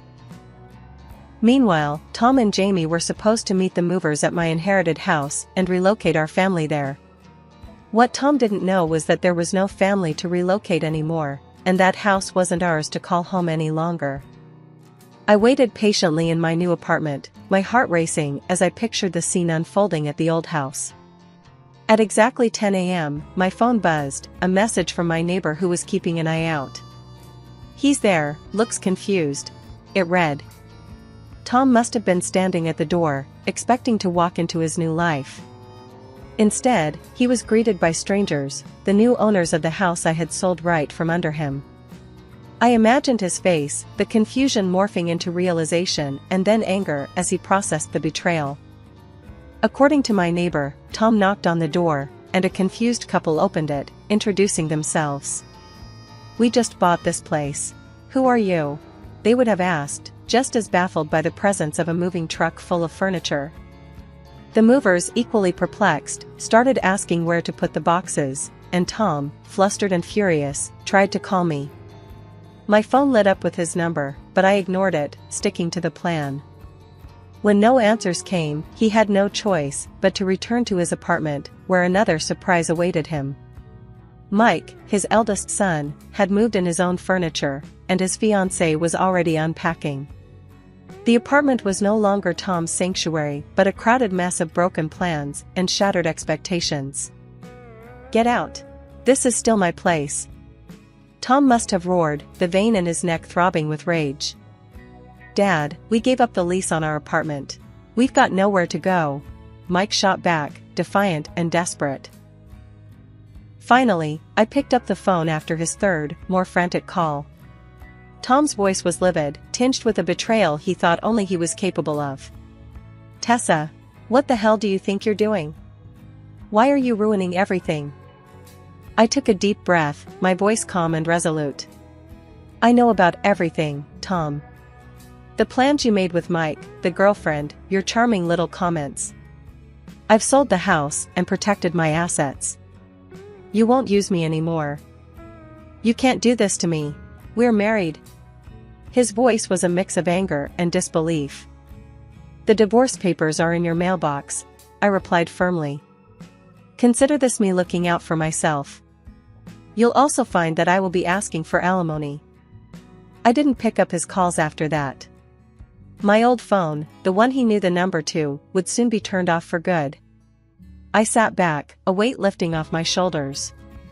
I was free, truly free for the first time in what felt like forever. The courtroom was charged with tension. My ex-husband Tom sat across from me, his face a mask of fury and desperation. He was gunning for half of everything I owned, but I was armed with the truth, and a stellar lawyer. My lawyer, Mr. Reynolds, was a no-nonsense type who had every piece of evidence neatly organized and ready to dismantle Tom's claims. Your Honor, we have substantial proof of Mr. Wright's infidelity, and we intend to show that his demands for property share are not only baseless but also immoral, he stated confidently as the proceedings began. Tom's lawyer tried to paint a picture of a broken man wronged by his wife's sudden departure, but it fell flat as soon as Mr. Reynolds presented the evidence. Receipts from lavish dinners, hotel bookings for two, and love letters to another woman, every item displayed on the projector screen was another nail in the coffin of Tom's credibility. When it was time for testimonies, a couple of acquaintances from our old neighborhood took the stand. They didn't mince words. I saw him at the lake with her. They were all over each other like teenagers. One testified, her tone disgusted. Tom's lawyer tried to counter, arguing about the legitimacy and relevance of the evidence, but it was clear the judge wasn't buying it. The atmosphere was thick with Tom's silent rage, I could almost feel it across the room. Finally, the judge delivered her verdict. Given the evidence of infidelity and deception presented by the plaintiff, I find it impossible to grant any property claims to Mr. Wright. Furthermore, considering the income disparity, Mr. Wright is ordered to pay alimony. Tom's face went from red to white, his mouth opening and closing like a fish out of water. It was a sight I didn't enjoy, but it was justice, plain and simple. His mistress had left him once she realized there was no lavish lifestyle waiting for her, especially when she found out she'd have to share an apartment with his sons and his eldest son's fiancée. I'm not going to be a free housekeeper, she'd said, echoing the irony of my past with Tom. As for Tom, he ended up exactly where he put himself. His battles with his eldest son over space and responsibilities were the stuff of local gossip. Jamie, the younger one, turned into a defiant teenager, harder to handle every day without a steady maternal influence. Meanwhile, I was building a new life far from that chaos. I took up courses in graphic design, something I'd always had a knack for but never pursued. The community here was vibrant and supportive, helping me network and establish a small freelance business. I was happy starting over. Life as the eldest wasn't easy, especially with Claire as my little sister. From the get-go, she knew how to play her cards right. I guess you could say I was always in the background, just Elizabeth, the responsible one, and there was Claire, always ready to stir up trouble. It was Dad's 40th birthday, and Mom had gone all out with the decorations and made his favorite cake, cherry-topped with thick vanilla frosting. The whole family buzzed with excitement, and relatives were spilling in and out, filling the house with laughter and chatter.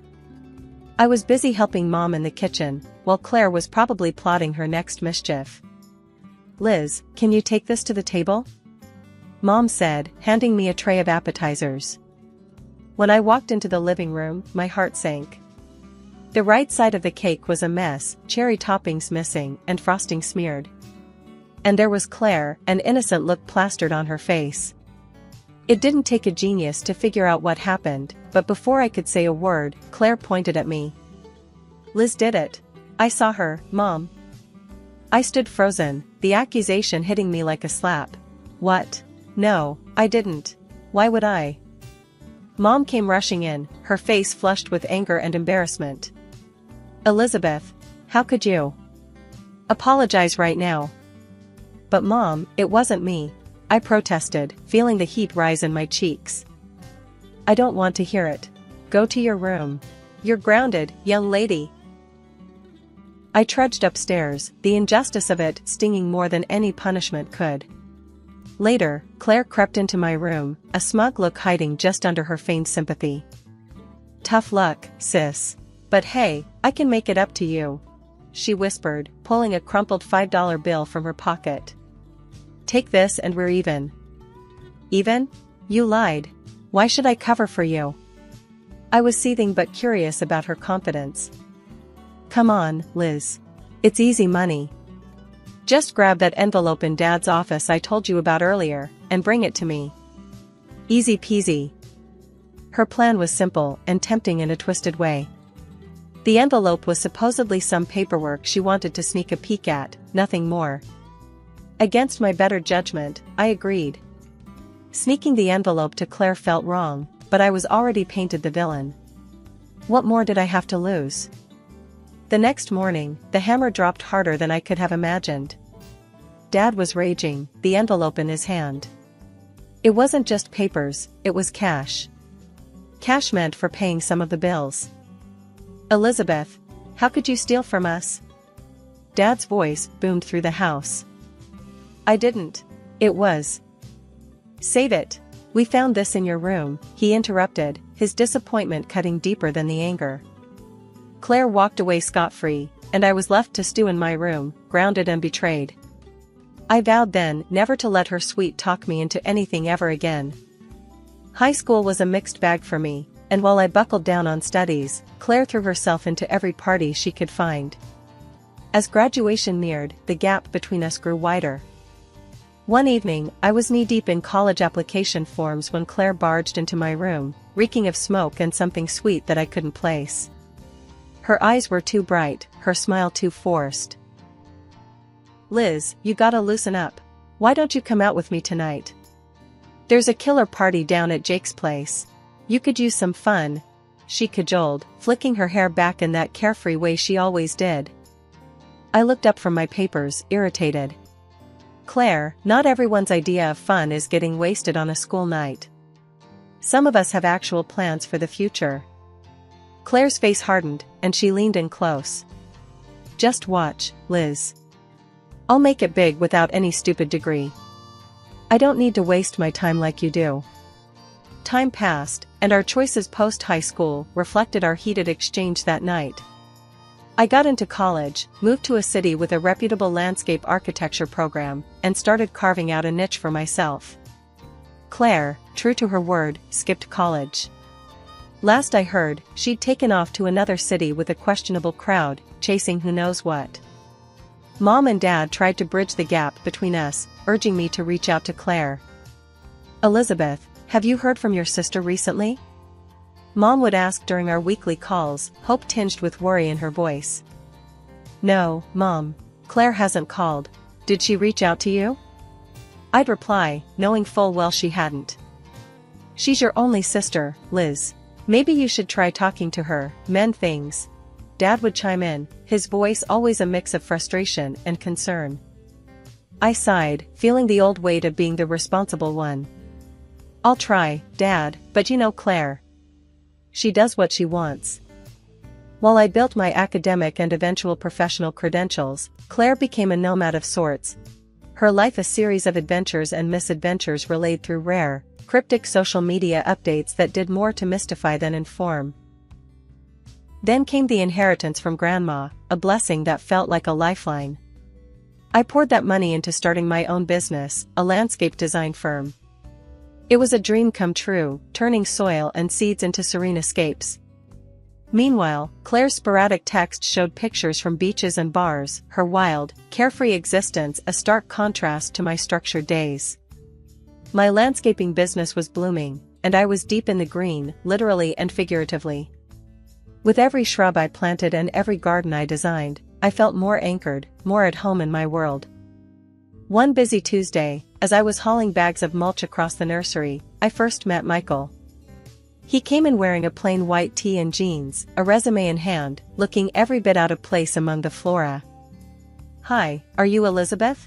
I'm Michael. Hear about the job? His voice was clear, his handshake firm. Yes, that's me. You're a bit early for your interview, but that's all right. Let's talk as we work. You can help me with these bags, I said, motioning towards the pile of mulch. We talked as we worked, his ease with physical labor apparent. He wasn't just some guy, he was someone who knew his way around a garden, his knowledge deep, not just fluff. His simplicity was refreshing. No airs about him, just a genuine love for the earth and what it could yield. By the time we finished setting up the new floral display, I was more than convinced about him. You're hired, Michael. Can you start tomorrow? His grin was as wide as the horizon. Absolutely, wouldn't miss it for the world. Over the next few months, Michael became more than just an assistant. He was a confidant, a co-conspirator in all things green and growing. Our lunch breaks often turned into brainstorming sessions, or just times to laugh over spilled seeds or a particularly stubborn patch of earth. It was during one of these lunch breaks that things shifted. We were sitting on an old wooden bench, sharing a pizza. "You know, Liz, I've been thinking," Michael started, his tone a bit more serious than usual. "Yeah? What about?" "If it's about that weedy patch by the fence, I'm all ears," I joked, trying to keep things light. He chuckled, then turned to me, his eyes steady. "No, not that. About us. I mean, I like working here, with you. A lot. And I was wondering if you maybe feel the same?" His words hung in the air, mingled with the scent of pine and fresh earth. It was one of those moments, the kind where everything seems to pause. "Michael, yeah, I do. I really enjoy having you around too," I admitted, feeling a mix of nerves and excitement. "Good, that's good. So, do you think we could, go out sometime? Not as boss and employee, but just as us?" I laughed, more out of relief than anything. "I'd like that. Let's do it." "Great. It's a date then," he said, his smile making me feel like everything was just as it should be. A year later, we got married. It was a simple ceremony, just close friends and family in a small garden we both loved. Standing there with Michael, exchanging vows beneath the arch of blooming jasmine, I felt a sense of completeness. Just when you think you've got life somewhat figured out, it throws a curveball. Mine came in the form of an unexpected call from my mom. "Liz, guess who's back? Your sister Claire. She's here and wants to see you," Mom said, her voice a mix of excitement and nervousness. "We're having dinner tonight. You and Michael should come." That evening, Michael and I drove to my parents' house. The familiar landscape rolled by, but my stomach twisted with every mile closer to what felt like stepping back in time. Walking up to the door, Michael squeezed my hand. "You okay?" "Not really. But let's get this over with," I muttered, trying to plaster on a smile as we rang the bell. The door swung open, and there was Claire, as radiant and charming as ever, a stark contrast to the knot of anxiety I felt inside. "Liz, look at you, all successful and married," Claire exclaimed, pulling me into a hug that felt more for show than out of affection. "And you must be Michael. I've heard so much about you." Dinner was a lavish affair. Mom had pulled out all the stops, and Dad was unusually quiet, watching the interactions with a hopeful eye. Claire was in full charm mode, laughing a little too loudly at Michael's jokes and keeping the conversation dangerously close to the topic of my business. "So, Liz, how's the business going? Must be good, huh? Working with all those fancy clients and big projects," Claire said, a gleam in her eye that I didn't trust. "It's going all right, lots of hard work as usual," I replied, playing down the details. "Oh come on, don't be modest. Mom told me you landed some big contracts." "That's amazing. You must be making a killing," she pushed, her curiosity poorly veiled. I shrugged, trying to steer the conversation away. "It pays the bills. So, what have you been up to, Claire?" "It's been years." "Oh, this and that. Travel, fun, living life, you know how it is," she said vaguely, waving her hand dismissively. Dad chimed in, possibly trying to smooth things over. "Claire's thinking of settling down here, starting fresh. It's a good thing, having both my girls in the same town." I forced a smile, catching Michael's wary glance from across the table. The evening dragged on, with Claire's questions about my business becoming more pointed and persistent. I felt like I was being interviewed rather than catching up with family. As we said our goodbyes, Claire pulled me aside. "Really, Liz, if you ever need a hand or want to talk shop, just give me a call. Family should stick together, right?" Her words, meant to comfort, felt more like a warning. As Michael and I drove home, the silence in the car was heavy. "Heads up, Liz. I don't trust her. There's something off about how she was digging into the business details, Michael finally said, breaking the silence. I know, I sighed, leaning back in my seat. Something's not right. But we'll figure it out. We always do. The day I won the City Park tender was supposed to be the best day of my career. It was a massive project, one that promised not just financial rewards, but a real stamp on the map for my business. I was buzzing with excitement when I called Michael. Hey, babe, guess what? We won. We actually won the tender. I almost shouted into the phone, unable to keep the thrill out of my voice. That's incredible, Liz. I knew you'd nail it. We need to celebrate. How about that concert tonight, and maybe a drink after? Michael's voice matched my excitement. The concert was everything we needed. The band was one of our favorites, a perfect backdrop to our celebratory mood. As the last song faded out and the crowd began to disperse, I realized I needed a quick bathroom break before heading out for drinks. I'll just run to the ladies' room. Meet you right here? I told Michael, pointing to a spot near the exit. When I stepped out, Michael was nowhere in sight. I scanned the crowd, my heart starting to race. Had he gone ahead? No, he wouldn't do that. I pulled out my phone to call him, but then I paused. Up ahead, on a dimly lit path, I saw him. But he wasn't alone. He was with someone, a woman. My pace quickened as I moved closer, trying to see who it was. Then, as they stepped into a patch of moonlight, my heart sank. It was Claire.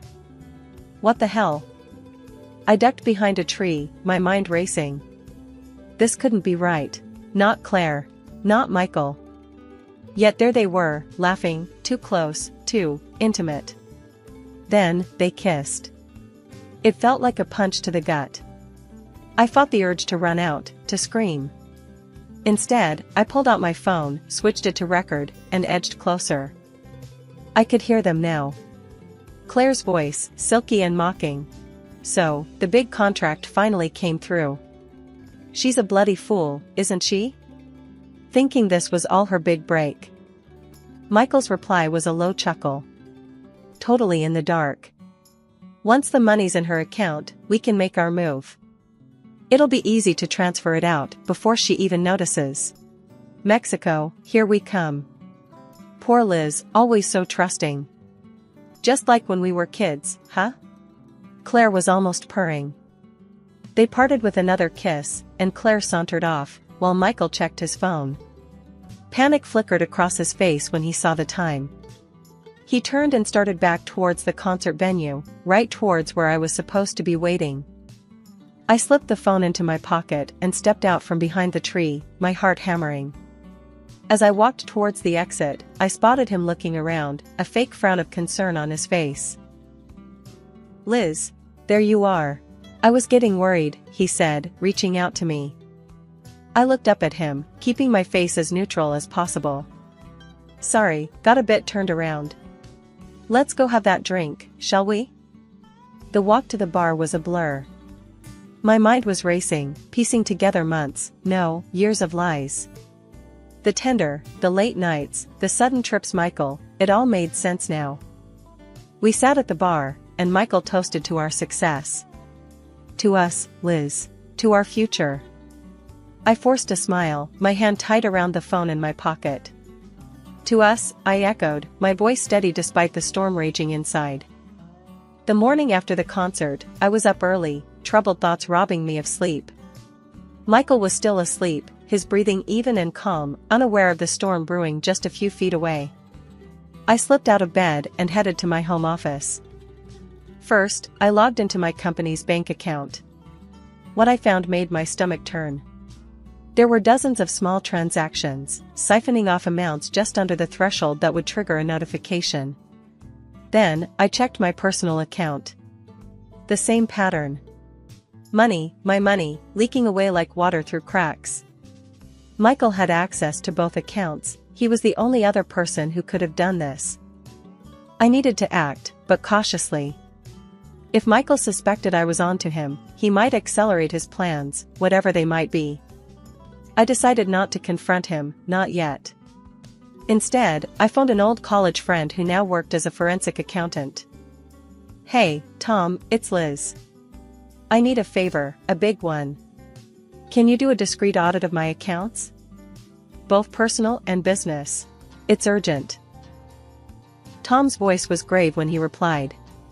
"Sure, Liz. I can start today. But what's going on? You sound serious." "Just problems. I'll explain later. Thanks, Tom." I hung up and sat back, my mind racing. For the next 2 weeks, I had to keep up appearances. The thought of acting normal around Michael twisted my gut, but I had no choice. 2 days later, Tom called me with the preliminary results. "Liz, it's not looking good. There are irregularities all over the place. It's like someone's been consistently skimming off the top. You were right to be suspicious." Hearing it so plainly hit hard. "Can you compile everything? I might need it soon." "Of course. I'll get everything organized. Liz, be careful, okay?" I promised I would, hanging up with a heavy heart. A couple of days later, I received an email from Tom. Armed with the audit results and the damning recording, I knew it was time to bring in heavier reinforcements. My hands were shaking as I dialed Mark, a classmate from high school who had since become a cop. "Mark, it's Liz. Elizabeth Miller. I need help, and it's pretty serious." There was a pause on the line before he responded, his voice cautious but concerned.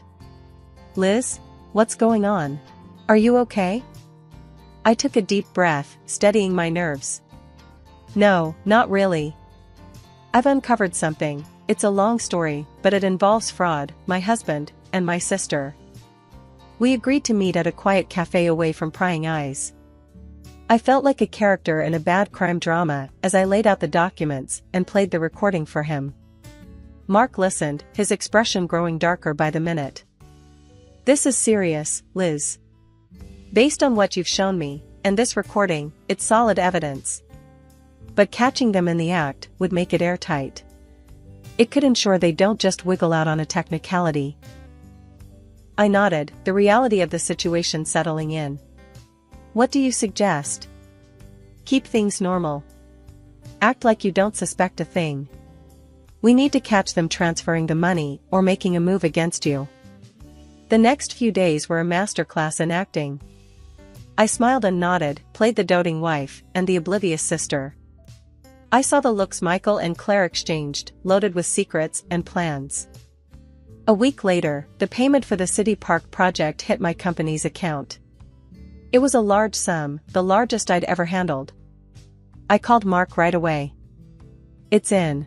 The money's in the account. They're going to make their move soon," I said, trying to keep my voice steady. "Good. From now on, we'll monitor the accounts closely. If they make a move, we'll be ready." I watched Michael that evening, observed him fiddling with his phone, probably checking the account, plotting his next steps. Later, in bed, I lay awake, staring at the ceiling, listening to Michael's breathing.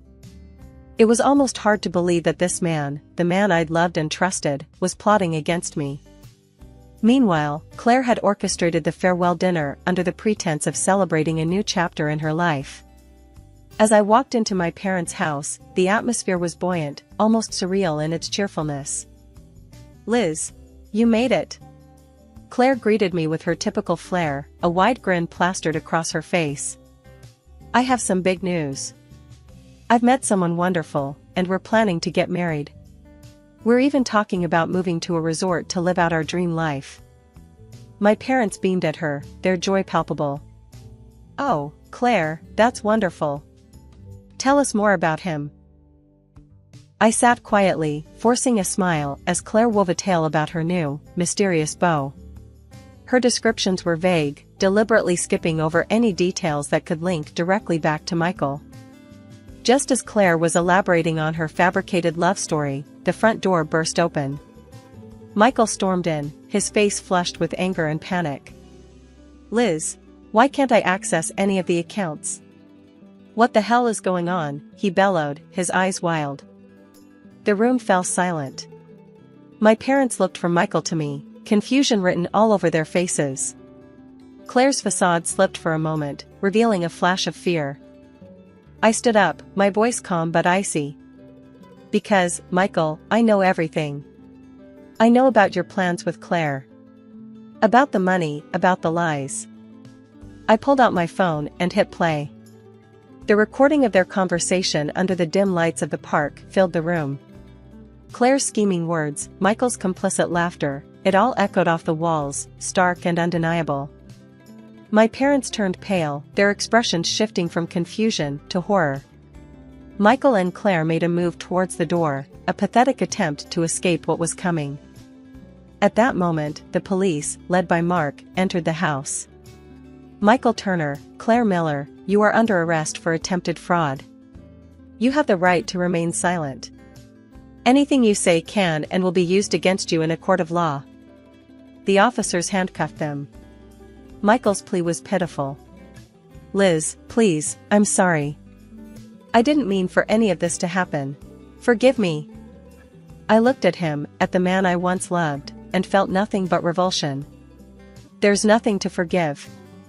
You made your choice. After the police and the chaos had left, the house was painfully quiet. My father looked at me, his eyes brimming with tears. Liz, we're so sorry. We should have seen it. All those years, blaming you. It's okay, Dad. It's over now, I said, though I knew the healing would take much longer than just tonight. The courtroom was cold, sterile. My heart was pounding as I sat there, waiting for the final verdict on Michael and Claire. I wasn't alone, my parents were there, it seemed they aged years in these past weeks. As the judge entered, everyone rose, the tension in the room thick enough to cut. We all sat down as he began to speak, his voice echoing slightly in the large room. The court hereby sentences both defendants to 5 years in state prison, with eligibility for parole after 3 years, based on behavior and restitution payments. The judge's words were like a physical relief, a burden lifting that I hadn't fully acknowledged I was carrying.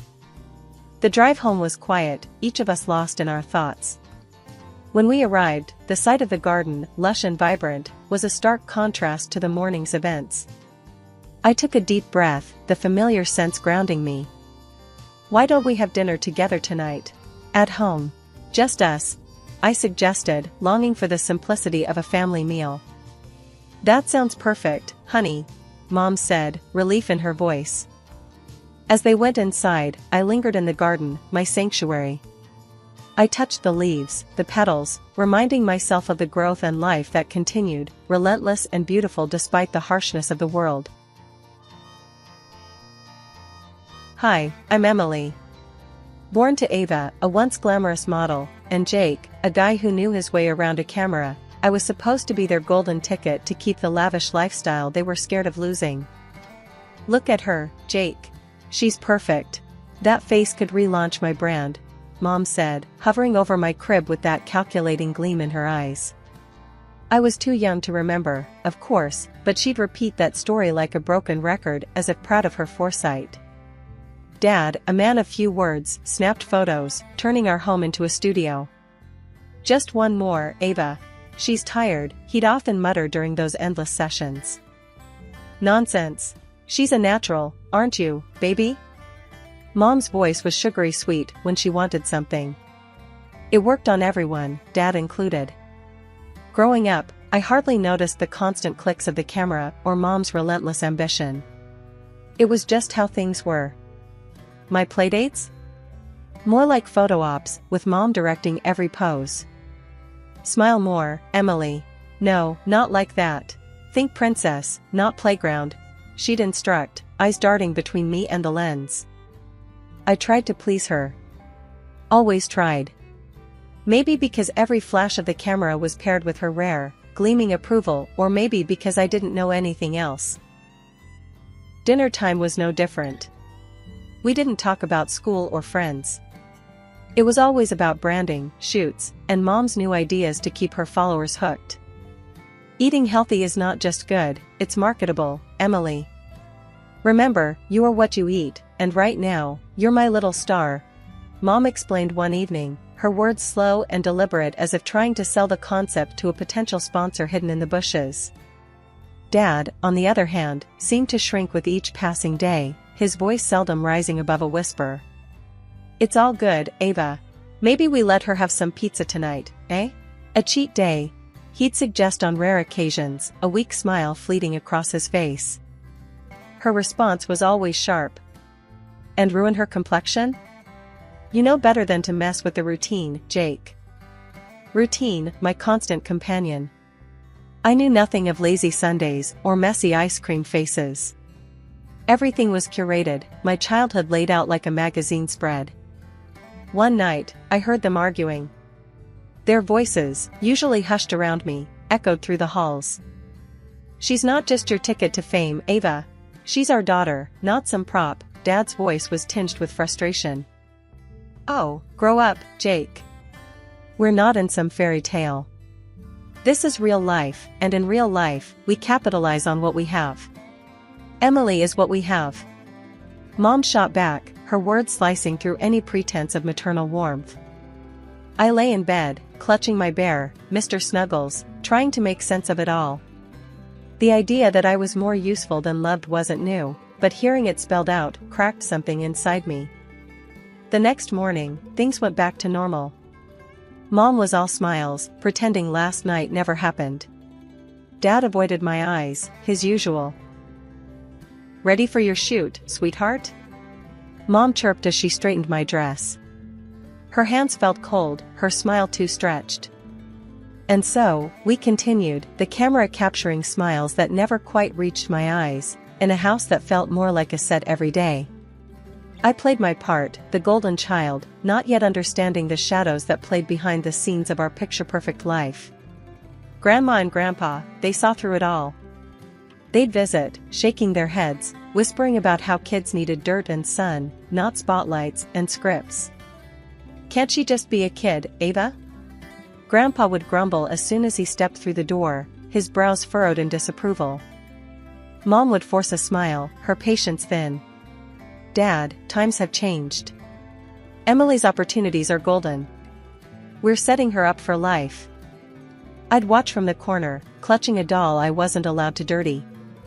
Their visits were my only break from the constant clicks of Dad's camera. He'd put it down then, his face softening. "Let's all just relax for the evening. How about a movie, everyone?" Dad would suggest, his voice almost a plea. Mom's eyes would narrow, her lips pursed. "Sure, after Emily finishes her shoot with the new organic juice line. It's just a few photos, then we can all relax, as you put it." The shoots weren't quick. They never were. Dad tried to keep things light, goofy faces behind the camera, to make me giggle on cue. "Come on, pumpkin, show me the biggest smile. Think about, oh, ice cream." He'd cheer, hoping to catch a genuine moment. Mom didn't do patience. "Jake, focus. We need these perfect. The company is watching closely. They want the natural, happy child, not some sugared-up toddler." The arguments got more heated when the camera was off. Grandma and Grandpa would try to steal me away for a weekend, desperate to give me a taste of normal. "Ava, she should come stay with us. Just a few days. Let her run around, play in the mud." Grandpa would argue as he put on his coat, ready to leave but not ready to give up. "And what?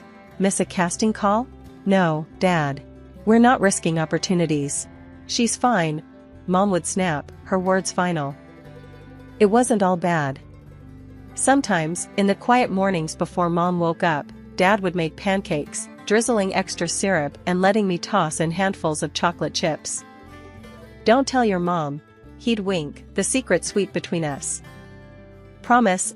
I'd giggle, the syrup sticky on my fingers, the moment light and free. But freedom was always fleeting. As soon as Mom's footsteps echoed down the hall, it was back to business. Hair brushed, face washed, and dressed in whatever outfit she'd laid out. In those days, I didn't understand the weight of sacrifice or the price of the path laid out before me. I only knew the routine, the constant push, and the clear understanding that my childhood wasn't really my own. It belonged to the brand, the image, the unspoken sacrifice of what could have been. When the sickness hit, it came without warning. One day, I was posing for a yogurt ad, all grins and giggles. The next, I was burning up, my body a battleground. Mom panicked, but not in the way you'd hope. Her first thought wasn't about getting me to a doctor, it was about how many shoots we'd have to cancel.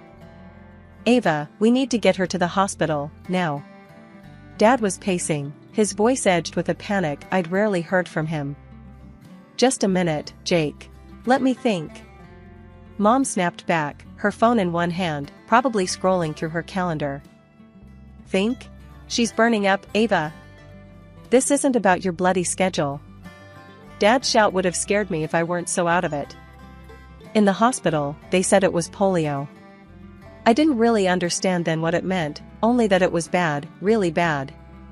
Mom's face went white when the doctor explained.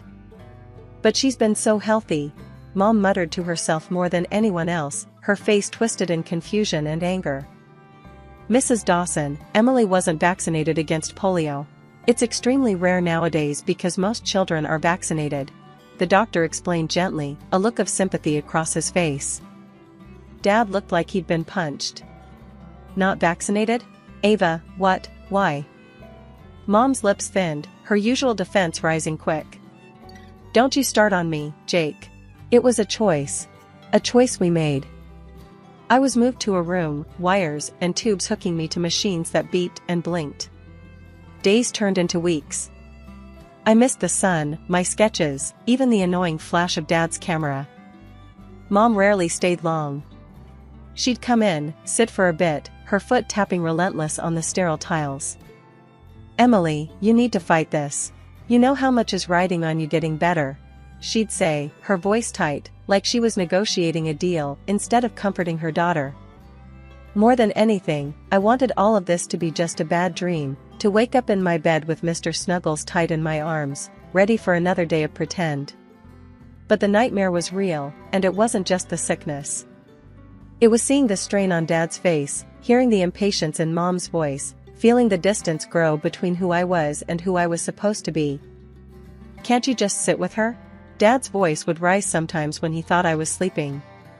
"She's scared, Ava. She needs us. She needs to get better. Sitting and coddling isn't going to fix her, Jake." Mom's reply, always sharp, like a slap. Days blurred together, each one a repeat of the last, beeps, whispers, and the heavy weight of knowing that to Mom, I was a project failing to meet its deadline.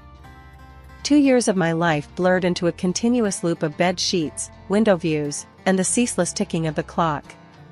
Bedridden, I became a fixture in my own home, an inconvenient piece of furniture rather than a daughter. Mom's irritation grew with each passing day, her frustration palpable every time she had to tend to me. Changing my diapers or washing me, she did it all with a grimace. "This is not what I signed up for," she'd mutter under her breath, her hands rough, her care lacking warmth. Dad tried to compensate. Every evening, he'd come into my room with a fairy tale book in hand, his voice a soft echo of better times. "Let's escape to a kingdom far away, Emily," he'd whisper, trying to lift my spirits as we dived into stories of brave heroes and far-off lands. But the daylight hours were long and lonely. Left to myself, I found solace in drawing. My sketches became my silent rebellion, my hidden diary. Crayons and pencils were my companions, crafting scenes far different from the sterile room I was confined to. I heard Mom's complaints, her selfish frustrations. She was tired of wearing the same outfits to parties because the money had dried up. "I'm stuck in last season's wardrobe while you lie around," she'd yell, her voice echoing off the walls, filled with a bitterness that cut deeper than the loneliness. Grandma and Grandpa saw the toll it was taking on me. They'd visit, laden with worry, their faces etched with concern. "Let her come stay with us for a while," Grandpa would suggest, his voice a gentle plea. "She needs a change of scenery, needs to feel loved." But Mom would have none of it. Absolutely not. What would people think if they knew I'd shipped her off to her grandparents? My image as a mother is at stake. Her voice was shrill, tinged with desperation. Her tantrums became more frequent, a testament to the crumbling facade of her once glamorous life. Dad's response was to retreat further into his shell, the bottle his only solace. Nights were filled with the sounds of Mom's crying fits and the clinking of Dad's glass. When I turned 8, a flicker of hope emerged as I began to slowly pull myself upright, leaning heavily on the bedpost. But one leg didn't cooperate. It was thinner, shorter, a lasting reminder of the illness that had ravaged my body. Mom dragged me to countless doctors, her face etched with a mix of hope and fear. "Is there nothing you can do?" she would demand, her tone sharp as she addressed the specialists. "I'm sorry, but these are post-polio complications. There's not much we can do to reverse this," the doctors would explain, their faces somber. The realization that I would never again be the perfect model child hit her like a storm. Rage replaced her initial shock. At home, she turned that rage on me. "Look what you've done to yourself," she'd scream.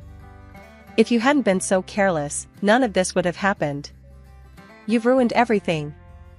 Her words stung, and I'd retreat further into my sketches, my only escape from her relentless blame. My drawings became darker, a mirror to the turmoil inside me. Yet, they also held a strange beauty, a testament to my endurance and my spirit, which refused to be crushed. Nights in my room were long and silent, filled only with the scratching of my pencils against paper as I lost myself in drawing worlds far kinder than my own. My comics became my sanctuary, a place where I was the hero, not the victim. "Why do you even bother with that stuff?" Mom's harsh voice would slice through the quiet as she barged into my room. "It's not like it's going to get us back on track. You should be focusing on something useful." I learned to just nod, not trusting my voice. My drawings hid under my bed, my fears and dreams bleeding onto the pages in secret. I had no friends to call, no schoolmates to lean on, my world was confined to these 4 walls. And the only connection I had to the outside was through my online classes and occasional, whispered phone calls with my grandparents who seemed to be the only ones who cared. One night, something changed. It was late, and the house was quiet, too quiet. That's when I heard it, muffled screams from downstairs. Heart pounding, I limped to my door, easing it open just enough to peek through. "I can't do this anymore, Jake. Look at her, look at what she's become." Mom's voice was frantic, laced with disgust. "I can't stand to look at her anymore." Dad's response was slurred, tired. "She's still our daughter, Ava. We can't just throw her away." "That's exactly what we're going to do," she snapped back. "Here, give her this and make it look like she ran away. Maybe some robber will do us a favor tonight and get rid of the geek." Dad's steps were heavy, his presence larger as he approached my room. The door creaked open, and there he stood, a silhouette of the man he once was, his eyes sad, his breath heavy with alcohol. "We're going for a drive, Em," he muttered, avoiding my eyes. I could only nod, my whole body trembling as I followed him out to the car. We ended up in a part of town that even nightmares would hesitate to visit. Dad stopped the car, and his next words were barely a whisper. "I'm so sorry, Emily. I don't know what else to do." He handed me the phone, his hands shaking. "Keep this with you. Please forgive me." Then he left, just like that. I stood there, alone, the cold biting through my thin pajamas. My hands clutched the phone like a lifeline as sounds of distant fights filled the air. But they made one mistake, they left the SIM card in the phone. Shaking, I dialed Grandpa's number. "Grandpa, please, you have to help me. I'm scared. I don't know where I am." "Hold on, Emily. We're coming. Just stay hidden and keep the phone on." Grandpa's voice was firm, a promise in the dark. I hid behind a trash can, my body shaking from fear and cold, waiting for what felt like an eternity. Every noise made my heart jump, every shadow a monster in the dim street light. Finally, headlights swept around the corner, and Grandpa's car came into view. They had never driven so fast, and never had I felt so relieved to see them. Grandpa and Grandma rushed out, their arms wide open. After they rescued me, Grandpa and Grandma drove straight to Mom and Dad's house. They were furious, their anger crackling through the air like electricity. I stayed in the car, but I could hear the raised voices even from the driveway. "You've gone too far this time, Ava." Grandpa's voice boomed. "Please don't tell anyone," Mom pleaded, her voice cracking with fear. "Think about what they'll do to us." Grandma was relentless. "You're not fit to be her mother. You're signing over custody, Ava. Today." And just like that, they secured my freedom. Mom signed the papers, her tears of fear a far cry from repentance. Dad was silent, his head bowed, the fight gone out of him. Life at Grandma and Grandpa's was peaceful. They had a small, cozy house with a big backyard and a garden that seemed enchanted, bursting with colors and life. Grandpa taught me how to plant flowers, his rough hands gentle on the earth. "Plants gotta be nurtured, just like people," he'd say, a smile tucked into his beard. Grandma was a whirlwind of love and baked goods. She always had a new recipe to try, and the kitchen was our laboratory. "Sugar fixes a lot of things, especially moods," she'd wink, passing me a spoonful of cookie dough. I started going to a regular school not long after moving in. I was nervous, limping distinctly, self-conscious about my leg. But to my surprise, the kids were kind. They didn't stare or whisper like I'd feared. Instead, they were curious, accepting. "Wanna play with us?" a girl named Lucy asked during recess one day. "Sure," I replied, a grin breaking over my face, surprised by the simplicity of the moment, how easy it felt to just be a kid among others. Art class became my refuge, where I truly flourished. Mr. Hernandez, the art teacher, noticed my talent right away. "You've got a real gift, Emily. Ever thought about showing your work to the world?" he encouraged. Taking his advice, I started posting my drawings online. It was just a few sketches at first, but soon, I had followers, a community of people who didn't just see the drawings, they saw me. They understood the stories I was telling through my art. Evenings at home were my favorite time. After dinner, we'd sit on the porch, Grandpa with his pipe and Grandma with her knitting, the day winding down around us like a soft blanket. "Life's good, isn't it?" Grandpa would ask, looking out at the garden bathed in twilight. "It's wonderful," I'd answer, leaning against Grandma, feeling safe and loved in a way I hadn't known was possible. At 19, life threw me into a new chapter, art school, with a scholarship that recognized my talents. The girl who once sketched in secret was now a known name in the online art community. Even my characters jumped off the pages, finding their way onto comic book covers and city walls as graffiti. Enrolling in art school was a dream realized. It was my chance to dive deeper, to explore the roots of artistic expression through classical training. "You're going to rock this, Emily," Grandpa said on the day I received my acceptance letter, his eyes gleaming with pride. "Yeah, kid, show 'em how it's done," Grandma added, always quick to throw in her fiery support. The campus was buzzing with creativity, a place pulsing with potential. My first day felt like stepping into a larger world, one I was eager to explore and influence. Studying was intense, but fulfilling. I absorbed techniques and histories that made my work richer, more grounded. My professors encouraged experimentation, leading me to blend traditional methods with my unique style. "You have a rare gift, Emily. Your perspective is refreshing," Professor Ames noted during a critique, his words bolstering my confidence. Parallel to my studies, I organized an exhibition of my paintings. It wasn't just an exhibition, it was a narrative display, telling stories of overcoming and becoming. "Each piece tells a story, doesn't it?" a visitor remarked during the opening night, her eyes tracing the lines of my largest canvas. "Absolutely. Each stroke has a part of my journey," I explained, finding joy in sharing my vision. The local media caught wind of my story, intrigued by the artist who conquered personal and physical challenges to create. They filmed reports at the exhibition, interviewing me about my work and life. "Emily Dawson isn't just an artist, she's a phenomenon," one reporter said as the camera light blinked red. I walked through the exhibition, my special shoes, and sometimes a cane aiding my steps. I wasn't hiding my limp, I was owning it. "You turn adversity into art," an art enthusiast commented, pointing at my cane, which I'd painted in bright colors. Photos of me appeared in fashion magazines again, a full circle moment. But this time, I posed because I wanted to, each photo a testament to my agency and artistry.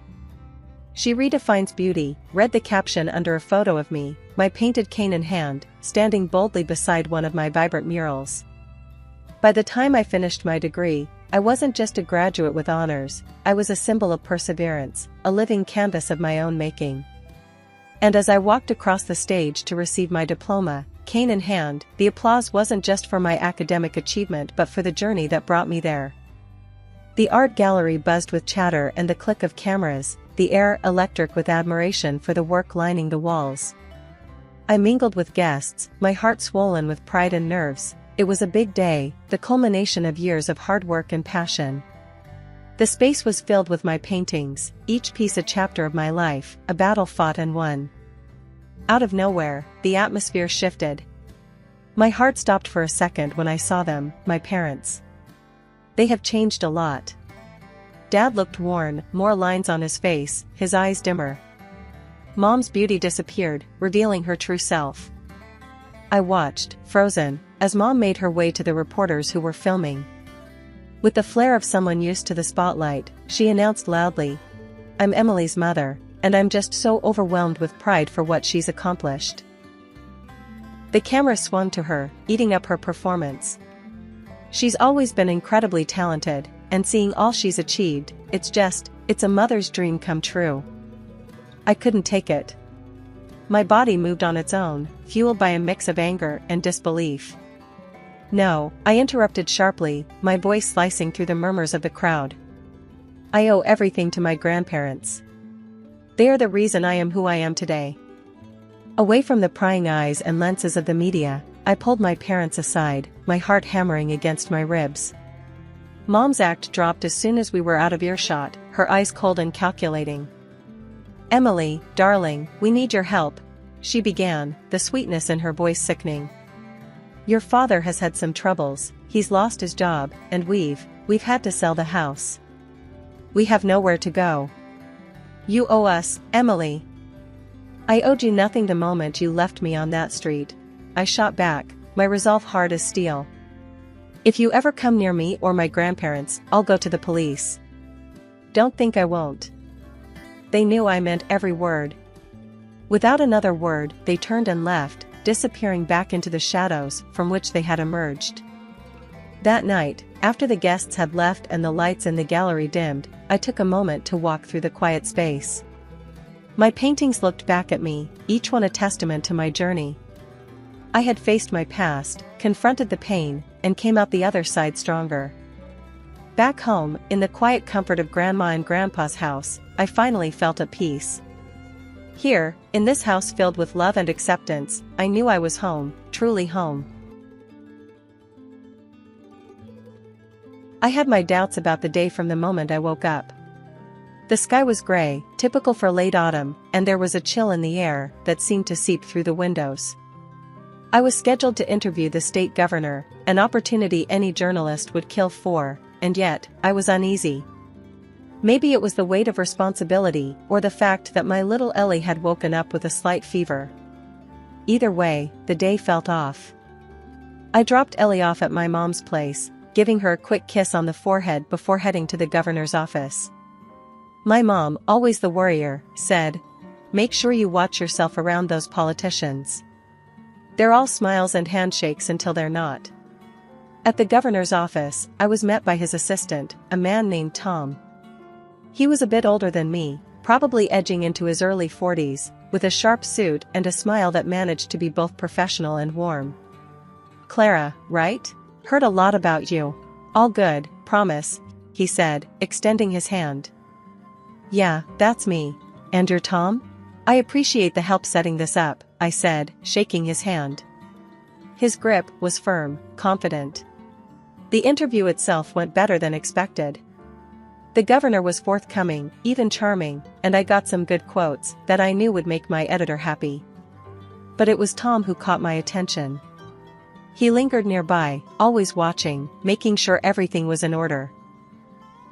After the interview, while I was packing up my recorder and notes, Tham came over. "You got plans after this?" "There's a decent coffee place just around the corner. Their espresso will knock your socks off." I hesitated for a moment. It wasn't like me to mix work with anything personal, but there was something about Tom's straightforward manner that was disarming. "Sure, why not? I could use a good coffee after this," I replied. At the coffee shop, the conversation flowed easily. Tham talked about his daughter Amy, who was about to graduate high school and had plans for college. "She's got her mother's brains. Smart as a whip." "I just try to keep up," he laughed. "I know the feeling. My Ellie's only 6, and she already outsmarts me daily," I said, laughing along.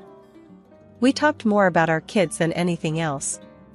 It was refreshing to have a conversation that wasn't just about work or politics.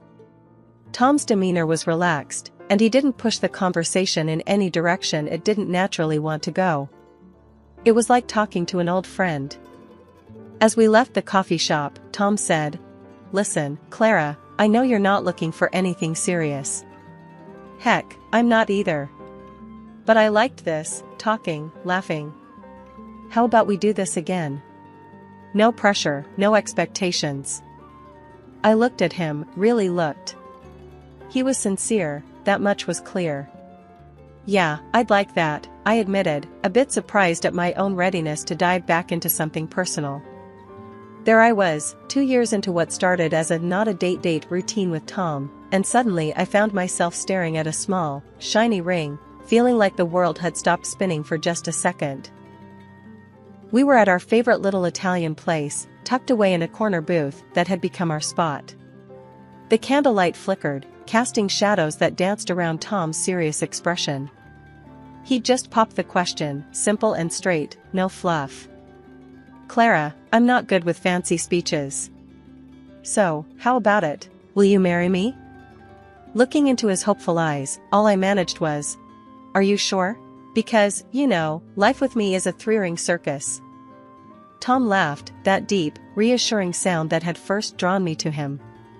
"I'm counting on it. Ellie's a part of the deal, right? Wouldn't have it any other way." "Okay then, yes," I said, my voice steadier than I felt. "Yes, I'll marry you." Tom's place was bigger, with a yard that seemed to stretch forever and rooms that echoed with the potential of new memories. The first evening we spent there, Tham cooked dinner, something he'd become famous for during our not-a-date dates. Ellie watched him like a hawk, her curiosity barely contained. "Tham, are you sure you know how to cook? Mom usually burns the pasta," she stated matter-of-factly, standing on tiptoe to peer over the counter. Tham winked at her, tossing vegetables in a pan with a chef's flair. "I promise I won't burn anything." Scout's honor. The transition wasn't just physical, it was emotional, too. Ellie and I were used to it being just the two of us against the world. Now, Tham was in the mix, with his easy smiles and a way of making even the hardest day seem manageable. We were learning to be a family, and not just any family, a good one, a real one. Life in Tom's house was starting to feel more like home every day, but there was still one piece of the puzzle that didn't quite fit, his daughter, Amy. She was in college in another city, and we didn't see her much. The few times we did, the air felt charged, like a storm was always about to break. Amy came home for Thanksgiving, and I wanted everything to be perfect, to maybe smooth out some of the awkwardness that seemed to cling to the walls whenever she was around. I was in the kitchen when she walked in, her bags dropping to the floor with a thud. "Hey, Amy, good to see you. Let me help with that," I offered, moving towards her. She gave me a half-smile, more out of politeness than warmth. "Thanks, Clara. I've got it." Tham was all smiles, ruffling her hair like she was still 10 years old. "Kiddo, your mom sent some of that pumpkin pie you love. Bet you missed real food at college, huh?" Amy rolled her eyes, but there was a small smile there that didn't reach her eyes. "Sure, Dad. College food is the worst." Dinner was a quiet affair, with Ellie trying to fill the silence with chatter about her school projects and the new friends she had made. Amy nodded and made the right noises, but spent more time pushing her food around the plate than eating it. After dinner, I caught her in the living room, scrolling through her phone. "Amy, can we chat? I feel like we never really got off on the right foot here," I ventured, keeping my tone light. She looked up, her expression guarded. "We're fine, Clara. There's no issue to fix." I took a deep breath, choosing my words. "I know it's weird, me being here and all. I'm not trying to replace anyone or step on toes. I just want us to be okay, you know?" Amy put her phone down, her face softening a bit. "I get it. It's not you. It's weird seeing him move on, I guess." "I understand. Just know I'm here, alright? For you, too," I replied, hoping to bridge the gap between us. She nodded, a bit of the ice melting. "Thanks, Clara. I'll try to be less of a hermit, okay?" It was a start, and I'd take it. The weekend passed quicker than I wanted, and soon it was time for Amy to head back to college. She hugged her dad, gave Ellie a high five, and to my surprise, she turned to hug me too. It was quick and a bit awkward, but it was something. "Take care, Amy. Keep in touch, okay?" I said, feeling like we'd turned a corner. Ellie, who had been unusually quiet, tugged at my hand. "Is Amy mad at me? She doesn't talk much." I knelt down to her level, smoothing back her hair. "No, sweetie, she's not mad. She's just used to being on her own. We'll keep trying, okay?" Navigating new family dynamics was never going to be easy, but I believed in us. With patience and a lot of open hearts, I hoped we'd find our way to being not just a family by name, but one in spirit too. My job as a journalist meant erratic hours and sudden trips out of town, but Tom had stepped up in ways I hadn't even dared to hope for. He picked Ellie up from school, made dinner, and seemed to genuinely enjoy the rhythm of our new life together. Initially, Ellie was thrilled, always chattering about her day on the ride home, eager to show off the little projects she'd done in class.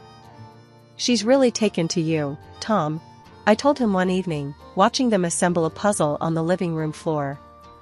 He looked up, a smile creasing his eyes.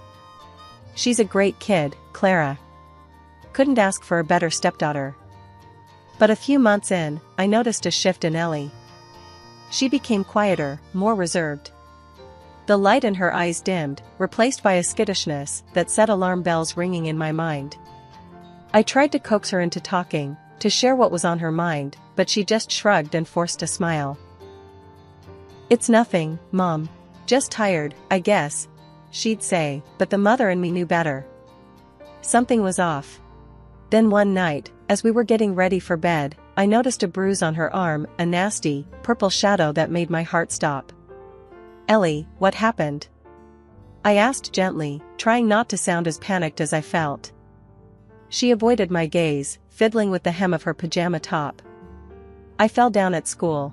It was silly. I wasn't looking where I was going." But the bruise looked like it had a story that didn't involve a simple fall. My mind raced with dark thoughts of bullying.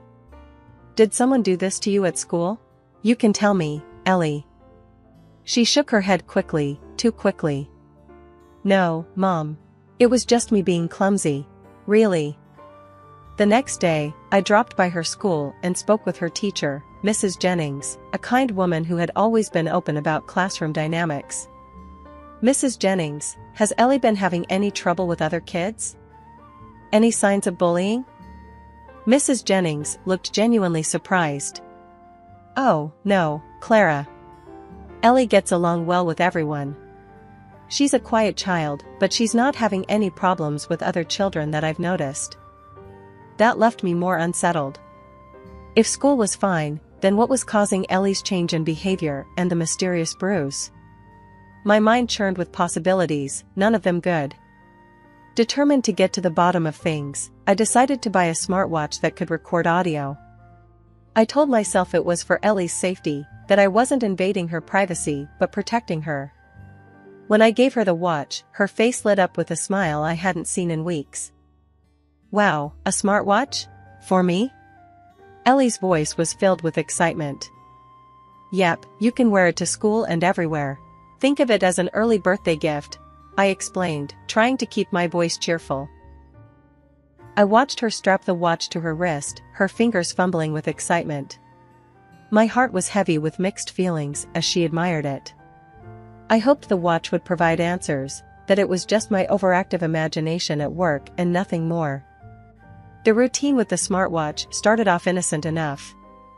For days, all I heard were snippets of school lessons and the mundane chit-chat of children's lives.